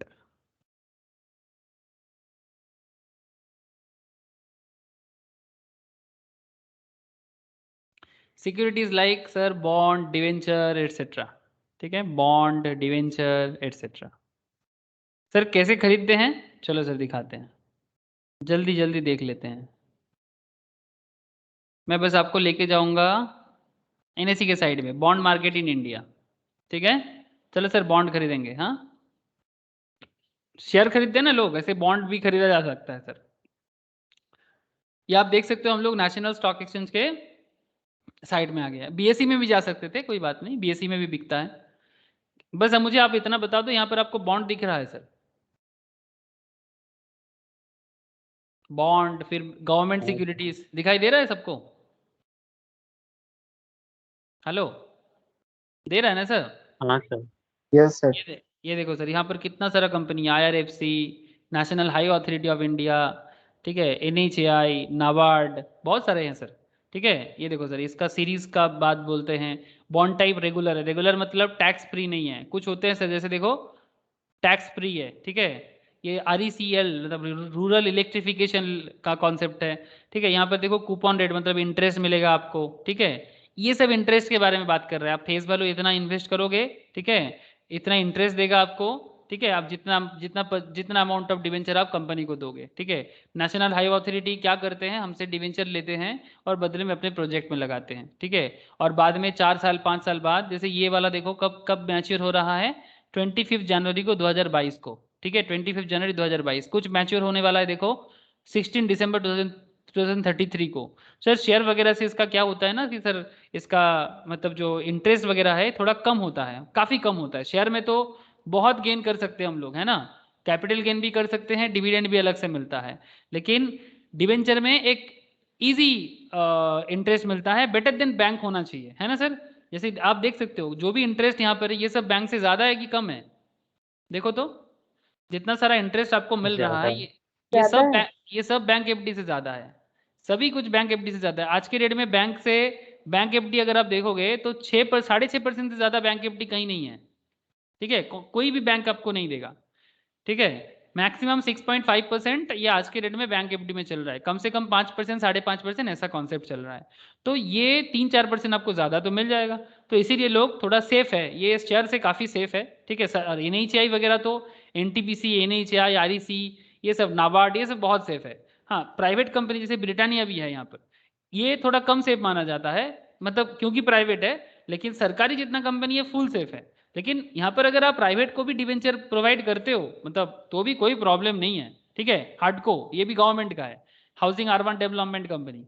तो there are lots of concept. तो जो भी आप यहाँ पर देख रहे हो इस तरह का, अगर आप एज ए इंडिविजुअल इन्वेस्टमेंट करते हो तो इन्वेस्टमेंट का जो इंटरेस्ट आपको मिलेगा, इन्वेस्टमेंट के तौर पे आपको इंटरेस्ट का जो भी अमाउंट मिलेगा वो इनकम फ्रॉम अदर सोर्स में ट्रीट होगा।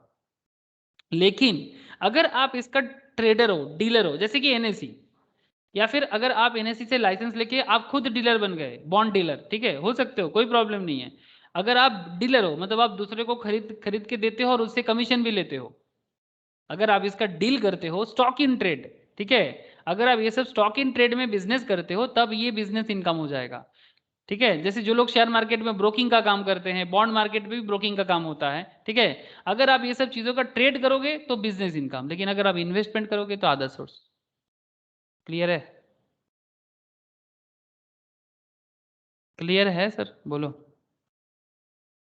मतलब जो इसका Yes, sir. बिजनेस करेंगे वो हेल्ड एज इन्वेस्टमेंट होगा, सॉरी हाँ held sir, as stock in trade होगा। हाँ, जो इसका बिजनेस करेगा वो held as stock in trade होगा, तब वो बिजनेस एंड प्रोफेशन हेड में उसका ट्रीटमेंट होगा। ठीक है, लेकिन जब हम लोग नॉर्मल जैसे लोग जो नॉर्मली इन्वेस्टमेंट करते हैं सर, इनके लिए ये इनकम फ्रॉम अदर सोर्स में ट्रीट होगा, IFOS। ठीक है, समझ में आया सर? हाँ, Yes, sir. पहले तो ये सब पहचानना पड़ेगा कि अदर सोर्स है क्या, तभी जाके हम लोग अदर सोर्स का क्वेश्चन सॉल्व कर पाएंगे। अदर सोर्स पहचानने में ना बहुत क्वेश्चन प्रोवाइड करते हैं एग्जाम में, तो इसलिए पहले अदर सोर्स पहचान तो लो सर, क्वेश्चन पढ़ के समझ में तब तो आएगा कि ये अदर सोर्स है कि कैपिटल गेन है कि क्या है। ओके, नेक्स्ट,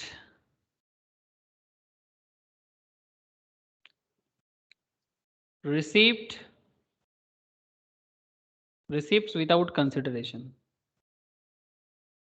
मतलब क्या होता है सर इसका?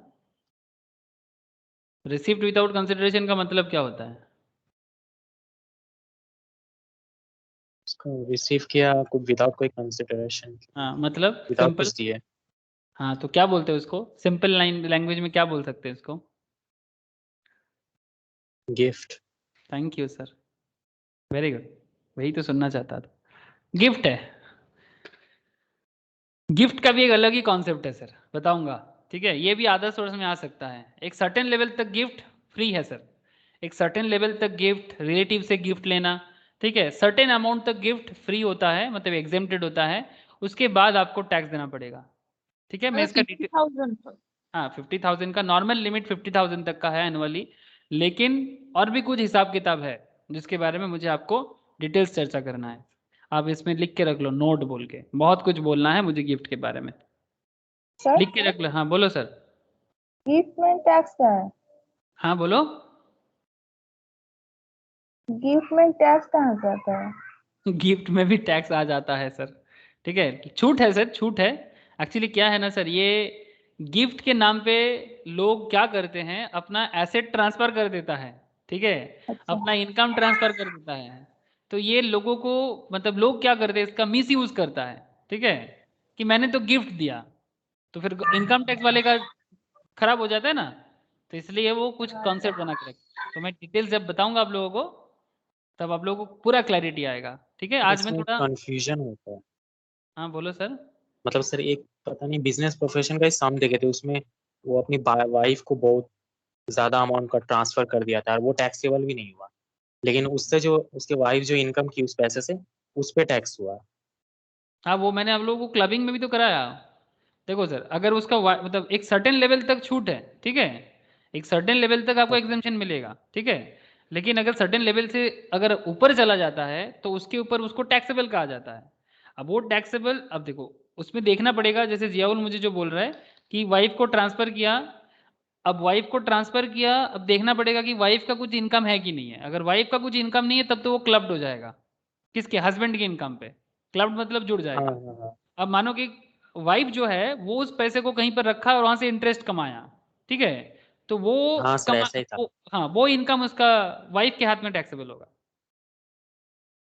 समझ रहे हो, वो इन वाइफ के हाथ में टैक्सेबल होगा। इस तरह का कॉन्सेप्ट काम करता है। मैं बताऊंगा, अब ये गिफ्ट में मुझे बहुत कुछ बताना है, इसका अलग ही पूरा चर्चा चलेगा नेक्स्ट क्लास, कल के क्लास में मोस्ट प्रोबेबली मैं इसको डिटेल्स में बताऊंगा।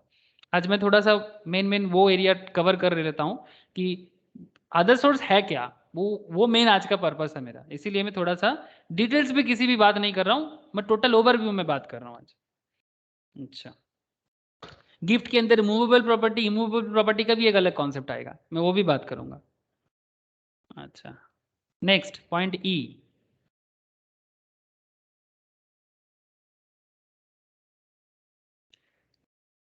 एग्री।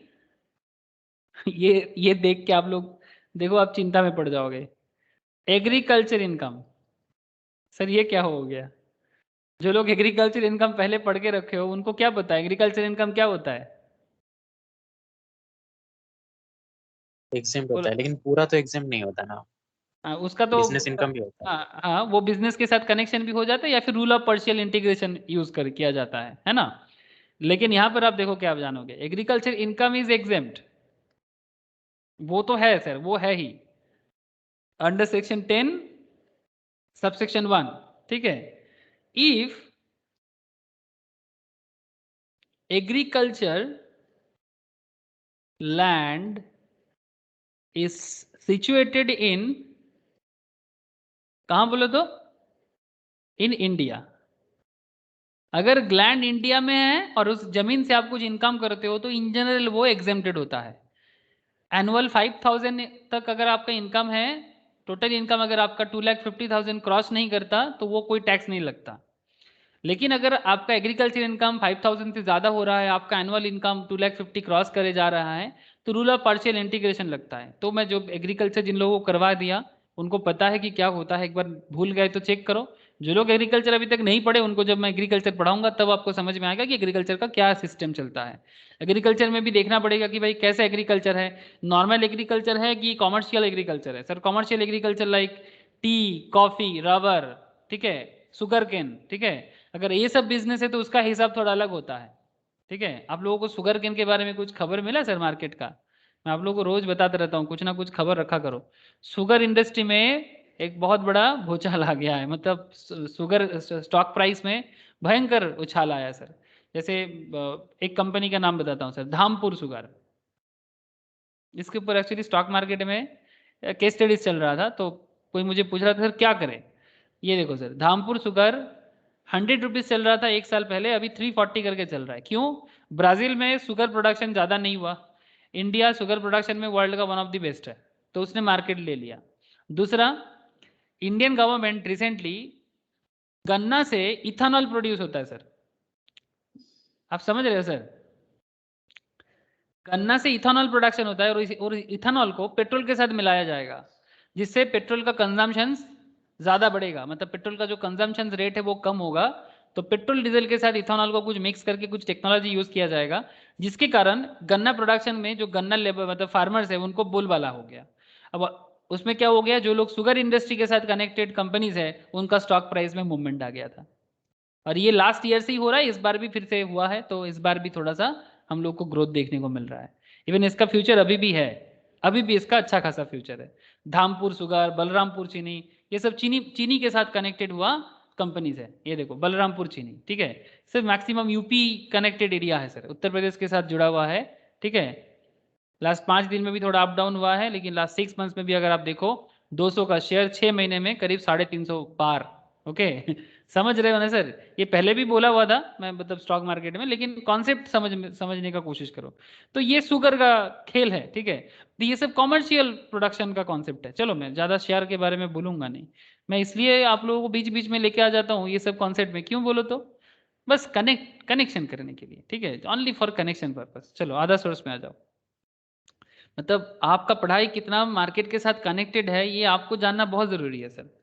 ऐसा नहीं कि आप पढ़े जा रहे हो और आपको पता ही नहीं कि मार्केट में क्या चल रहा है। अच्छा, agriculture income is exempt under section 10 subsection 1 if agricultural land is situated in India. Very good sir. If agri land is sorry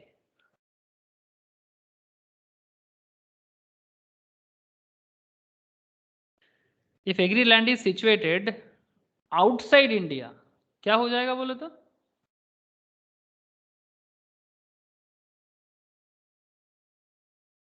outside India in the sense देश के बाहर किसी जमीन आपका खरीदा हुआ है, हो सकता है। ऐसे भारत का बहुत सारा लोगों का ना अफ्रीका में जमीन है, आपको बता के रख रहा हूं मैं, ठीक है। अफ्रीका में एग्रीकल्चर करता है।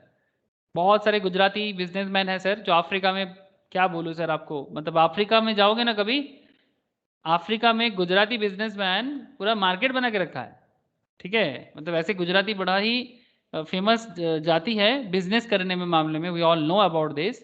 एंड गुजराती फॉरेन में बिजनेस करने में ना एक अलग ही पहचान बना के रखा है। आपको प्राउड फील करना चाहिए इस मामले में कि हमारे इंडिया का एक मतलब एक पर्टिकुलर कम्युनिटी इतना फेमस है, और वो पूरा अफ्रीका में बहुत बड़े बड़े प्लांट का मालिक, बहुत बड़े बड़े ज़मीनों का मालिक, ठीक है। क्योंकि अफ्रीका में जाके वो लोग एग्रीकल्चर करता है, फिर उस एग्रीकल्चर में इवन अफ्रीकन गवर्नमेंट उनको बुलाते हैं। सबसे बड़ा बात यही है, अफ्रीका में गवर्नमेंट उनको बुलाते हैं कि भाई आओ और हमारे यहाँ पर आप बिजनेस करो और यहाँ के इकोनॉमी को आप हेल्प करो, ठीक है।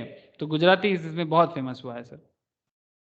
ओके, तो इस तरह का कॉन्सेप्ट के साथ ही मैं बात इसलिए कर रहा हूँ ताकि आपको समझ में आ जाए, क्योंकि जब आपके पास एग्रीकल्चरल लैंड होगा, आप इंडियन हो बट आपका एग्रीकल्चरल लैंड कहाँ है, आउटसाइड इंडिया में है, तो फिर ये इनकम आपका कहाँ जाएगा,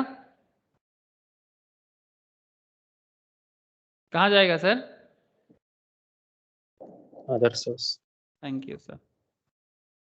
टैक्सेबल होगा in other source, taxable under the head other source.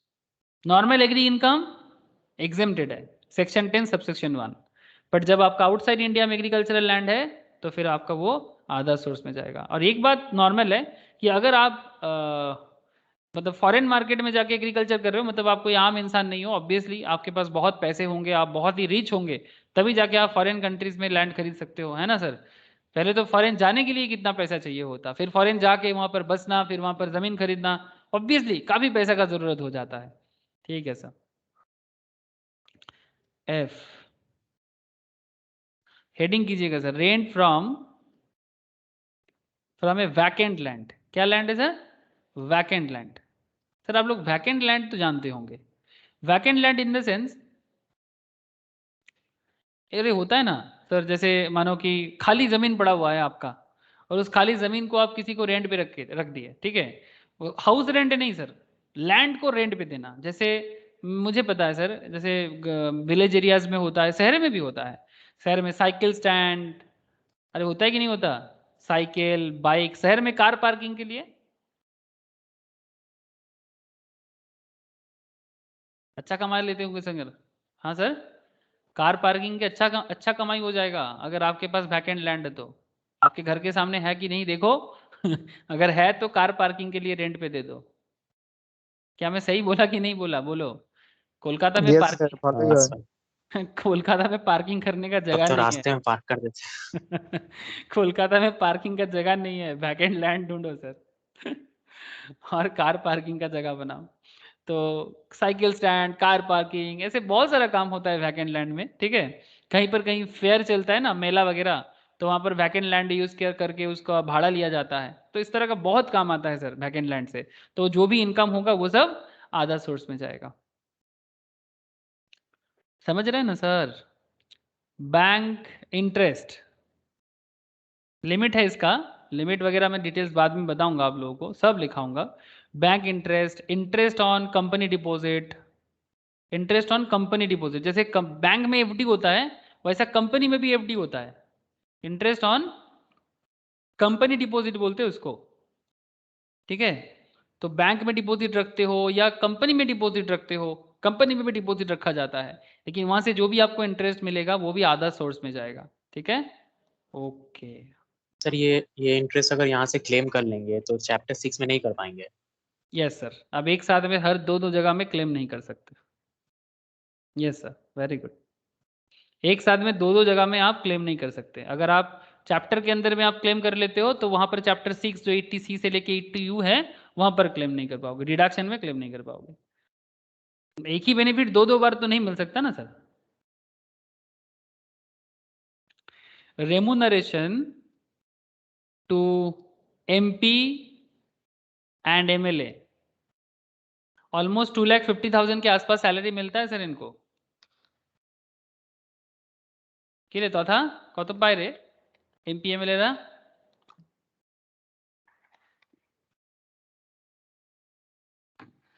তথা জানিস? তথার আওয়াজ পাচ্ছি না। Sir MP 3.5 lakh, MP MLA কম। 3.5, এমএলএ কত? 1.5-2 লাখ। এমএলএ স্যার 75,000 ভাতা আর বাকি স্যার সব মিলিয়ে প্রায় 2 লাখের কাছাকাছি। 2 लाख का समझ में आ रहा है सर? MP बन जाओगे 3,50,000 का, चोर गुंडा कुछ भी बन जाओ, MP बन जाओ। MLA ऑलमोस्ट 2 लाख, ठीक है।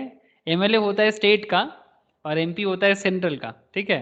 मेंबर ऑफ पार्लियामेंट और ये है मेंबर ऑफ लेजिस्लेटिव असेंबली, ठीक है। अच्छा, तो इनका जो रेमुनरेशन है सर ये भी अदर सोर्स में काउंट होता है। अच्छा, ये कोई बिजनेस तो नहीं है ना इनका? স্যার এদের তো sir tax free income, tax তো লাগে না এদের ইনকামে। यस सर, टैक्स नहीं लगता है पर इसका जो इनकम है इनको अदर सोर्स में काउंट किया जाता है। समझ रहे हो? मैं इसका ट्रीटमेंट क्या होगा नहीं होगा वो मैं बाद में बताता हूँ। मैं फिर इतना बोल रहा हूँ कि इनका इनकम को अदर सोर्स के अंदर कनेक्ट किया जाता है कि ये इसको इसका जो इनकम है ये अदर सोर्स का इनकम है। कभी भी अगर इनका इनकम इससे ज़्यादा आ जाए, ठीक है, तो फिर और ये लोग तो आप लोगों को क्या लगता है ये सिर्फ 3.5 लाख ही कमाते हैं कि इससे ज़्यादा कमा लेते हैं? इससे ज्यादा दूसरा बिजनेस भी हो सकता है। नहीं, दूसरा बिजनेस नहीं है मान के चलो, सिर्फ पॉलिटिक्स ही करता है, हाँ, फुल टाइम ब्लैक बहुत अलग पर फलग इनकम 3.5 करते लाख हैं। तो ब्लैक में लिए कुछ कमाएगा तो ज्यादा होगा। 3.5 लाख तो दिखाने के लिए। दिखाने के लिए एग्जैक्टली 3.5 लाख तो दिखाने के लिए, कुछ भी नहीं है, वो हाथ का धूल के जैसा है। तो सवाल है ना सर कि आपका जो गवर्नमेंट की तरफ से रूल है उसके बाहर जो इनकम कहाँ से आ रहा है, क्या करते हो आप, ठीक है। अब क्या करें सर, यहाँ पर तो सब मिला हुआ है ना सर, सरकार, पॉलिटिक्स, पार्टी। अब छोड़ो सर, ये सब बातें मत करो। अच्छा, बाद में बताऊंगा अगर कुछ इससे ज्यादा वगैरह हो कैलकुलेशंस के टाइम पे बताऊंगा। की मैन इंश्योरेंस पॉलिसी, ये क्या है, कौन बोलेगा, जल्दी बोलो। की मैन एक कंपनी का इम्पोर्टेंट पर्सन होता है, तो उसके यस लिए एक सर, अलग से कंपनी इंश्योरेंस पॉलिसी रखता है। यस सर, की मैन मतलब जिसके ऊपर डिपेंड करके कंपनी का पूरा काम चलता है, ऑलमोस्ट लाइक कंपनी का चार्टर्ड अकाउंटेंट, ये सब की मैन में आता है sir. CA CS they are key man but special level पे, ठीक है। CA CS CMA को छोड़ के स्पेशल लेवल में, जैसे मानो पेप्सी कोको कोला में जिनके पास फॉर्मूला है, आप समझ रहे हो ना? सर हाँ बोलो सर। नो हाउ वाला ना। हाँ वेरी गुड सर, जो जिनके पास कंपनी का नो हाउ है, मतलब जो मतलब दो कोई तो होगा ना, एक दो जन, ज्यादातर ज़्यादा लोग नहीं होगा, हार्डली 1 to 2%। इवन कंपनी का भी ऐसा पॉलिसी होता है कि एक कंपनी का अगर दो नो हाउ वाले में व्यक्ति है जिनको पता है कंपनी का सीक्रेट, वो एक साथ एक प्लेन में नहीं जा सकते, क्योंकि दोनों एक साथ मर गया तो कंपनी डूब जाएगा कुछ दिनों के लिए, तो फिर मुश्किल हो जाएगा। तो इसलिए जो नो हाउ है, जो सीक्रेट है, इस तरह का मतलब लोगों को कुछ हो जाए ना तो मुश्किल हो जाएगा, तो इसलिए कंपनी उनके लिए क्या करके रखेगा सर, इंश्योरेंस बना के रखेगा कि इनको कभी भी कुछ भी हो जाए, चाहे कोविड हो या ना हो, लेकिन इनको बचाने के लिए कंपनी हमेशा तत्पर रहेगा। और ऐसा ये भी तो इनके हाथ में इनकम हो जाएगा, ठीक है। तो ये जो भी इनकम ये करेगा, ठीक है, जो भी इनकम ये करेगा वो इनकम इंश्योरेंस के थ्रू से जो भी उसको मिलेगा वो उसका अदर सोर्स का ट्रीट होगा सर। तो इसको बोलते हैं सर की मैन इंश्योरेंस पॉलिसी। ओके, मैं मोटा मोटी जितना पॉपुलर एरिया है एक बार कवर कर देता हूँ sir. Rent from subletting,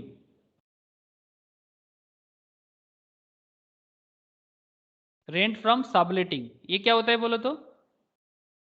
sublet क्या होता है? सब से फॉर एग्जांपल आपने किसी घर को रेंट पे रखा, ठीक है, आपने किसी घर को रेंट पे लिया, रेंट पे लेके अब अपने फ्रेंड को उसी घर पे भाड़े पे दे दिया। सर सबलेट परमिशन लेके करना चाहिए होता। आपने रूम रेंट पे लेके अपने दोस्त को अगर रेंट पे रख लिया ना, से फॉर एग्जांपल आपने रेंट लिया हाउस प्रॉपर्टी, ठीक है, रेंट तो हाउस प्रॉपर्टी इनकम है, हाउस प्रॉपर्टी में जाएगा ना। आपने हाउस प्रॉपर्टी रेंट लिया मिस्टर एक से 10,000 में, ठीक है।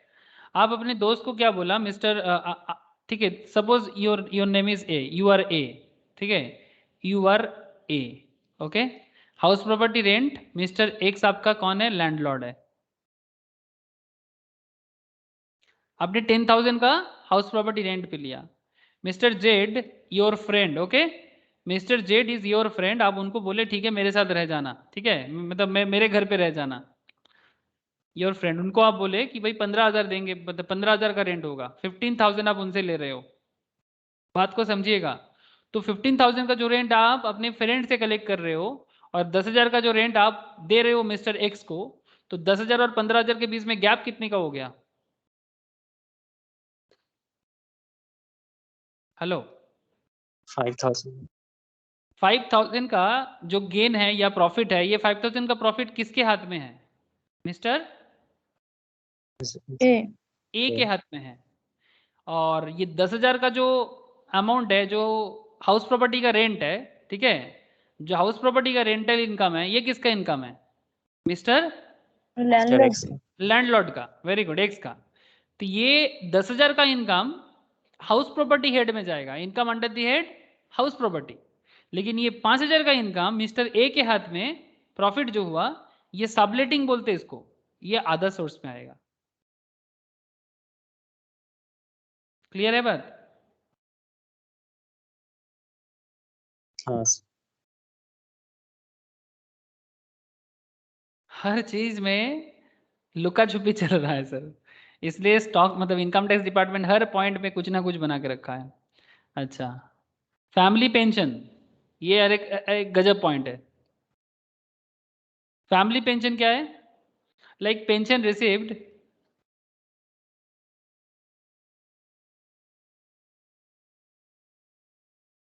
Bye an employ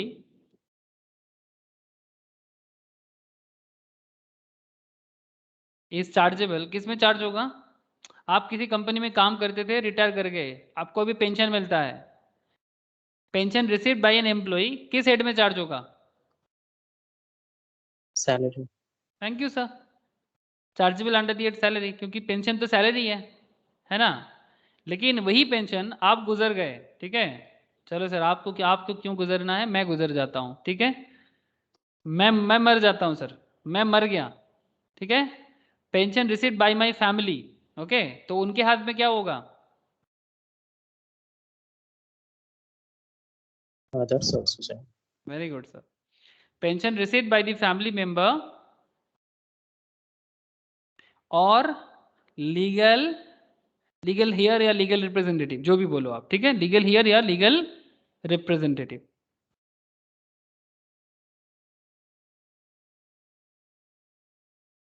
after the death of employee, death of an employee, okay, employee के डेथ के बाद किसमें चार्जेबल हो जाएगा फिर ये? Chargeable under the head IFOs, income from other source. कितना सारा इनकम है सर अदर सोर्स में, खत्म नहीं होता। और क्या है, के के बाद, चलो सर और भी कुछ पॉइंट्स है, ऑलमोस्ट डन। KL, तो रेंट फर्स्ट फ्रॉम, लाइन पे दिखाया है ना। First line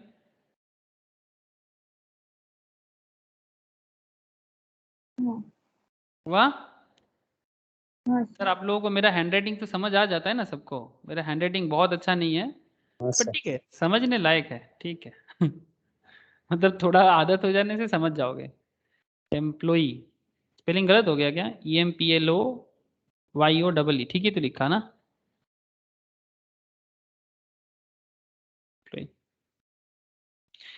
sir rent from letting of plant and machinery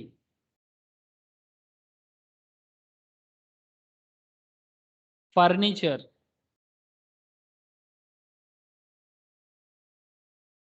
is chargeable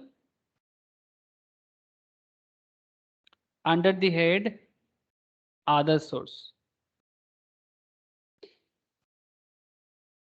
Is chargeable under the head other sources.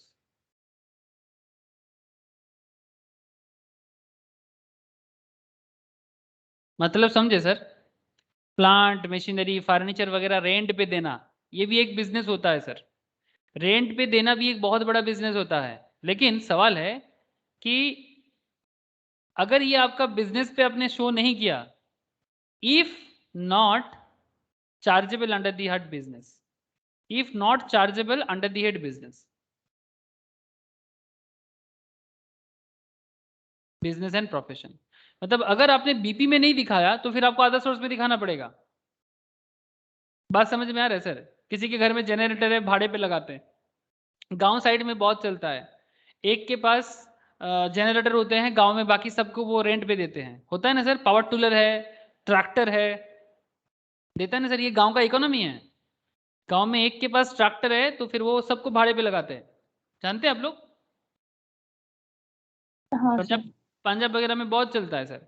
गांव में सबके पास ट्रैक्टर ना भी हो सकता है, तो मानो कि किसी एक के पास ये ट्रैक्टर या फिर ये मशीन है, तो वो क्या करेगा, उसको रेंट पे लगा देगा। तो ये सब रेंट पे अगर आप किसी को कुछ भाड़े पे देते हो, समथिंग लाइक दैट, अगर ये आपका बिजनेस इनकम पे आप नहीं शो करते हो, ठीक है, अगर आप इसको अपने बिजनेस इनकम पे नहीं शो करते हो तो फिर आपको उसको अदर सोर्स में दिखाना पड़ेगा।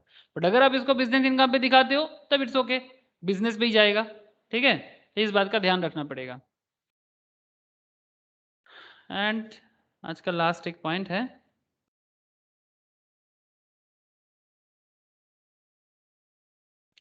रॉयल्टी।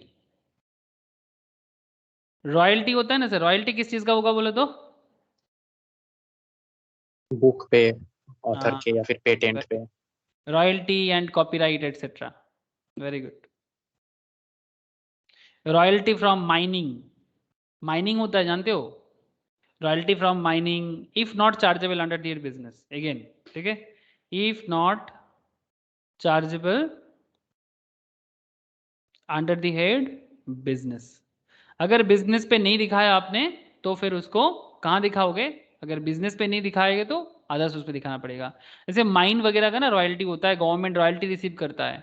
अगर किसी का पर्सनल ओनरशिप है, जैसे कोल माइन, कोल माइन देखा आप लोगों ने? किसी ने कभी आसनसोल, रानीगंज वगैरह कभी गया सर? हाँ हाँ सर, सर, देखे हैं। ऐसा होता है सर। कोल माइन में इस तरह से कोल निकाला जाता है और इस तरह से इसका होता है। तो ये प्राइवेट ओनरशिप में भी होता है। सपोज मानो कि आपके ओनरशिप में था, ठीक है, आप इसको गवर्नमेंट से प्राइवेट लीज पे रखे थे, ठीक है, अब ये आपके पास था लेकिन आप किसी और को दे रहे हो, ठीक है, आपका कंट्रोलिंग पे था लेकिन अभी आप बोल रहे हो नहीं मैं नहीं यूज़ करूंगा, अब तुम इसको यूज़ करो, इसमें से जो भी कोल आएगा आप मुझे एक परसेंटेज दे देना, तो रॉयल्टी दे देना। तो बेसिकली रॉयल्टी देना पड़ रहा है। तो वो रॉयल्टी जो इनकम होगा, वो इनकम अगर आप बिजनेस इनकम पे शो नहीं करते तो आपको अदर सोर्स में दिखाना पड़ेगा, अगर आप उसको बिजनेस पे नहीं दिखाते हो तो, ठीक है। तो इस तरह का कॉन्सेप्ट काम करता है। किताब का बात याद आ गया सर। किताब में जैसे मानो कि हैरी पॉटर, जानते हो ना sir Harry Potter? Harry Potter किसने लिखा? जेके रोलिंग। जेके रावलिंग, जेके ओके, रॉलिंस। जेके रावलिंग, ठीक है। तो हैरी पॉटर का जो अपना ऑथर है, ठीक है, इनको बहुत मेहनत करना पड़ा सर। हैरी पॉटर का जो ऑथर है इनको बहुत मेहनत करना पड़ा, इनका किताब ये है, क्या हो गया,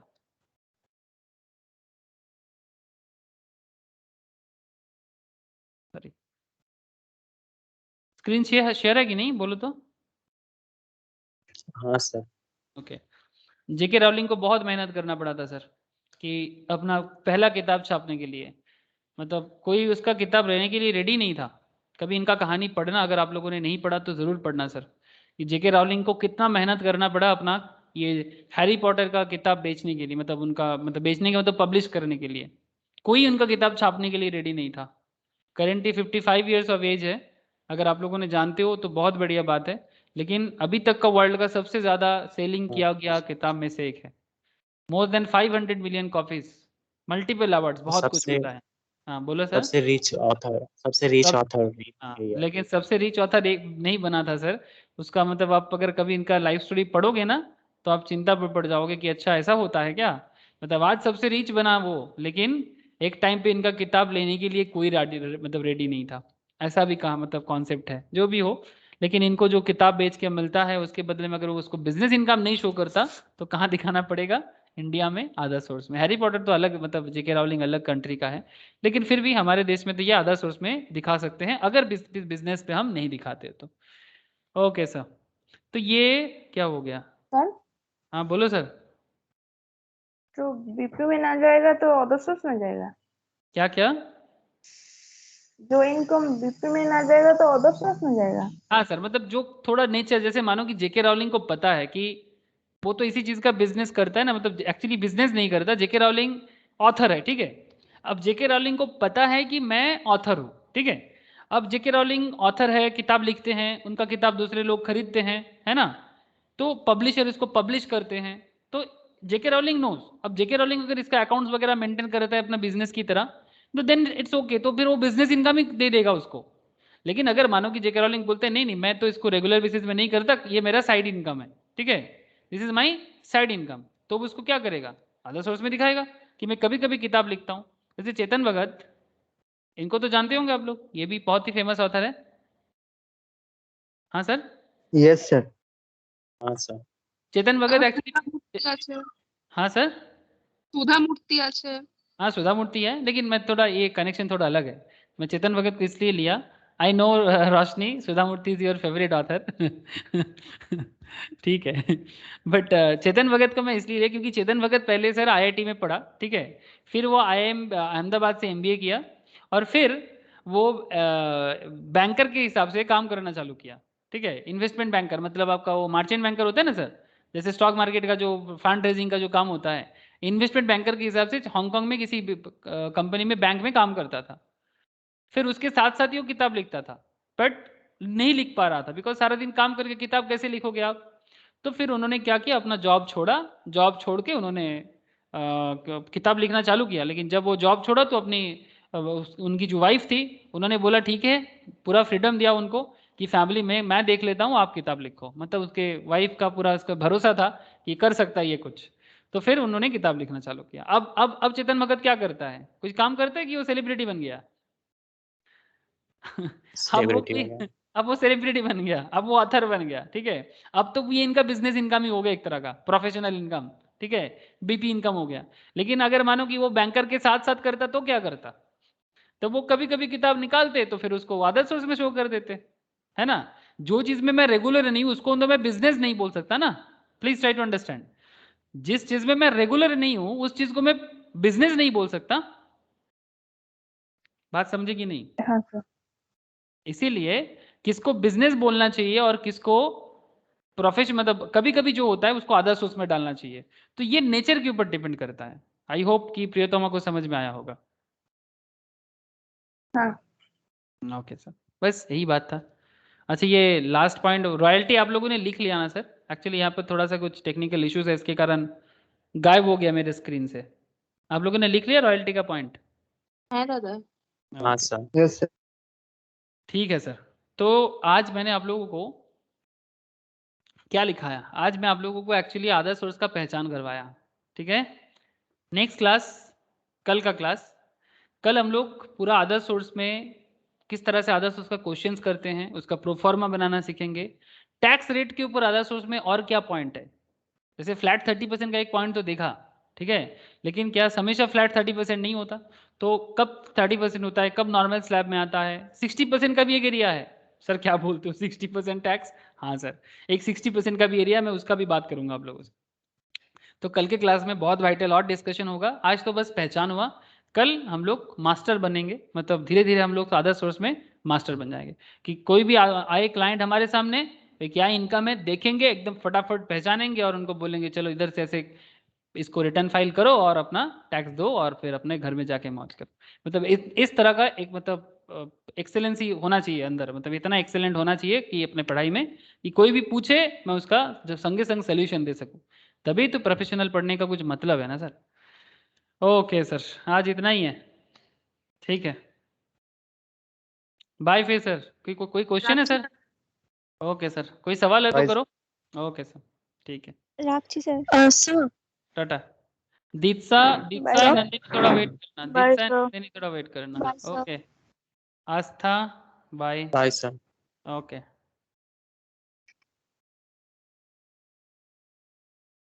दीक्षा नंदिनी थोड़ा वेट कर जाना। हाँ बोल, तथा কিছু বলবি?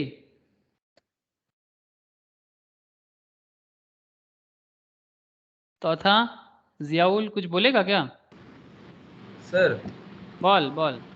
স্যার ওই প্ল্যান্ট অ্যান্ড মেশিনারি যেটা আপনি বললেন না, rent from letting plant and machinery furniture chargeable, हाँ हाँ हाँ, স্যার ওটা স্যার ট্র্যাক্টর তো স্যার আপনার ক্যাপিটাল গুডস হয়, মানে প্রোডাক্টটা তো ক্যাপিটাল প্রোডাক্ট। প্রোডাক্টটা ক্যাপিটাল প্রোডাক্ট, কাউকে ভাড়া দিয়ে ইনকাম করছিস। হ্যাঁ letting rent from letting of plant. Letting মানে কি? তুই ভাড়া দিচ্ছিস, ধর তোর বাড়িতে জেনারেটর আছে, बेच কাউকে नहीं ভাড়া रहा है, দিচ্ছিস। भाड़ा दे रहा है। বিক্রি করছে না তো, ভাড়া দিচ্ছে তো, বুঝতে ওই পারলি জন্য স্যার ব্যাপারটা? আইএফএসে আসবে, মানে বিপিতে আসবে কি করে স্যার? বিপিতেও আসতে পারে, ধর তোর ভাড়া দেওয়াটাই তোর কাজ। যেমন ধর জুম কার কি করে? জুম কার লোকের গাড়ি ভাড়া দেয় তো, হ্যাঁ তো ওটা ওর বিজনেস তো, বুঝতে পারলি? যদি আমি কোনো কাজের বিজনেস করি তাহলে সেটা আমার বিপি। আমি যদি রেগুলার বেসিস, আমি কি বললাম ওটাই তো বলতে চাইছিলাম, কি যদি কোনো একটা কাজ আমি রেগুলার বেসিসে করি তাহলে ওটা আমার বিপি ইনকাম, তাহলে আমি নিশ্চয়ই অ্যাকাউন্টস বগেরা সব মেনটেন করব। আর যদি আমি ওই কাজটা মাঝে মাঝে করি, মানে অকেশনালি, তাহলে তো আর ওটা বিপি হলো না। বিজনেস তো আর অকেশনালি হয় না, মানে আমি আজকে দোকান খুলবো আবার কি এক সপ্তাহ পর দোকান খুলবো, এটা তো হয় না। লোক যদি জানে কি আমি জেনারেটর ভাড়া দিই, তার মানে সে আমার কাছে রেগুলার বেসিসে আসবে। মানে আমি যদি কাজটা রেগুলার বেসিসে করি তাহলে ওটা আমার বিপিতে যাবে অবভিয়াসলি, কারণ আমার তখন অ্যাকাউন্ট মেনটেন করতেই হবে। আর যদি আমি কাজটা মাঝে মাঝে করি অকেশনালি, তাহলে ওই ইনকামটাও তো ইনকাম, তাহলে ওটা আদার সোর্সে দেবো। যদি বিজনেসে না দেখাচ্ছি তাহলে আদার সোর্সে দেবো। মানে ইনকাম ট্যাক্স ডিপার্টমেন্ট দেখবে যদি তুমি ওটাকে, তোমার ইনকামটা তুমি কোথা থেকে করেছো, যদি মিসম্যাচ হয় তাহলে দেখবে, যদি বিজনেসে তুমি দেখাওনি তাহলে চুপচাপ আদার সোর্সে ঢুকিয়ে দেবে। বোঝা গেল? ক্লিয়ার হলো ব্যাপারটা? হ্যাঁ স্যার। ওকে, আর কিছু বলবি? না স্যার, রাখছি আচ্ছা স্যার। আচ্ছা, ঠিক আছে। জিয়াউল बोल। सर एक क्वेश्चन था, हाँ सोच बोल। रहे कल पूछ ले। अच्छा ठीक है, कल पूछ लेना। ठीक है। ठीक। हाँ दीक्षा কিছু বলছিলি? sir. Sir, ball the question actually ball. such income is taxable winning from lotteries. হ্যাঁ Special rate of income tax হচ্ছে 30% plus search charge plus cess at 4%. এটার মানে কি? তুই এটা কোথায় পেলি? আমি তো লেখাই নি, তুই কোনো জায়গা থেকে জোগাড় করে বইতে পেয়েছিস নাকি? বইটা পাশে খুলে রেখেছিলাম তো ওটাই লেখা ছিল। অ্যাকচুয়ালি 30% এর ট্যাক্স হয়, আমি এগুলো অঙ্ক করাবার সময় বলবো, ঠিক আছে? 30% এর ট্যাক্স হবে, এর উপরে সারচার্জ লাগবে, আর যদি কোনো এক্সট্রা সেস লাগে তাহলে সেটাও লাগবে। 4% এর যে ট্যাক্সটা আছে ওটা ম্যান্ডেটরি, দিতেই হবে, ঠিক আছে? ওটা দিতেই হবে। ওটা যে স্যার হ্যাঁ, সেসটা কি? সেস মানে হচ্ছে এক্সট্রা ট্যাক্স, বেশি ইনকাম করলে বেশি ট্যাক্স দিতে হয়। সবাইকে সেস দিতে হয় না, কখনো কখনো সেস লাগে। যেমন ধর 50 লাখ টাকার উপরে বছর ইনকাম হলে সেস দিতে হয়, 1 কোটি টাকার উপরে বছর ইনকাম হলে সেস দিতে হয়, 2.5 কোটি টাকার বছর ইনকাম হলে সেস দিতে হয়, বাট তার নিচেদেরকে সেস দিতে হয় না। সেস মানে হচ্ছে এক্সট্রা ট্যাক্স। আচ্ছা আর এডুকেশনাল হেলথ সেস 4%, ওটা ম্যান্ডেটরি। আমি এগুলো যখনই অঙ্ক করাতে শুরু করব না, তখনই বুঝতে পেরে যাবি। অ্যাকচুয়ালি কি বলতো, আমি তোদেরকে আদার সোর্স থেকেই নিয়ে নিয়েছি। তোদের এগুলো আবার রিভিশন হবে। কি হবে মানে, তোরা একই জিনিস দুবার দুবার করে করবি। দেখ তোরা যেহেতু আমার এক্সিস্টিং স্টুডেন্ট, ওই জন্য আমি তোদেরকে নিয়ে এত চিন্তা করি না, কারণ আমি তোদেরকে বেসিকগুলো আবার শেখাবো, আর এই টপিকগুলো আমি আবার তোদেরকে করাবো। কারণ এগুলো আমি তোদেরকে কেন বলছি, তোদেরকে আমি বেসিক না শিখিয়ে ডাইরেক্ট নিয়েছি, আমি ওই জন্যই তোদেরকে বললাম একটু দাঁড়িয়ে যা। তোদেরকে আমি বেসিকস অফ ইনকাম ট্যাক্স না শিখিয়ে ডাইরেক্ট আমি এখানে নিয়েছি।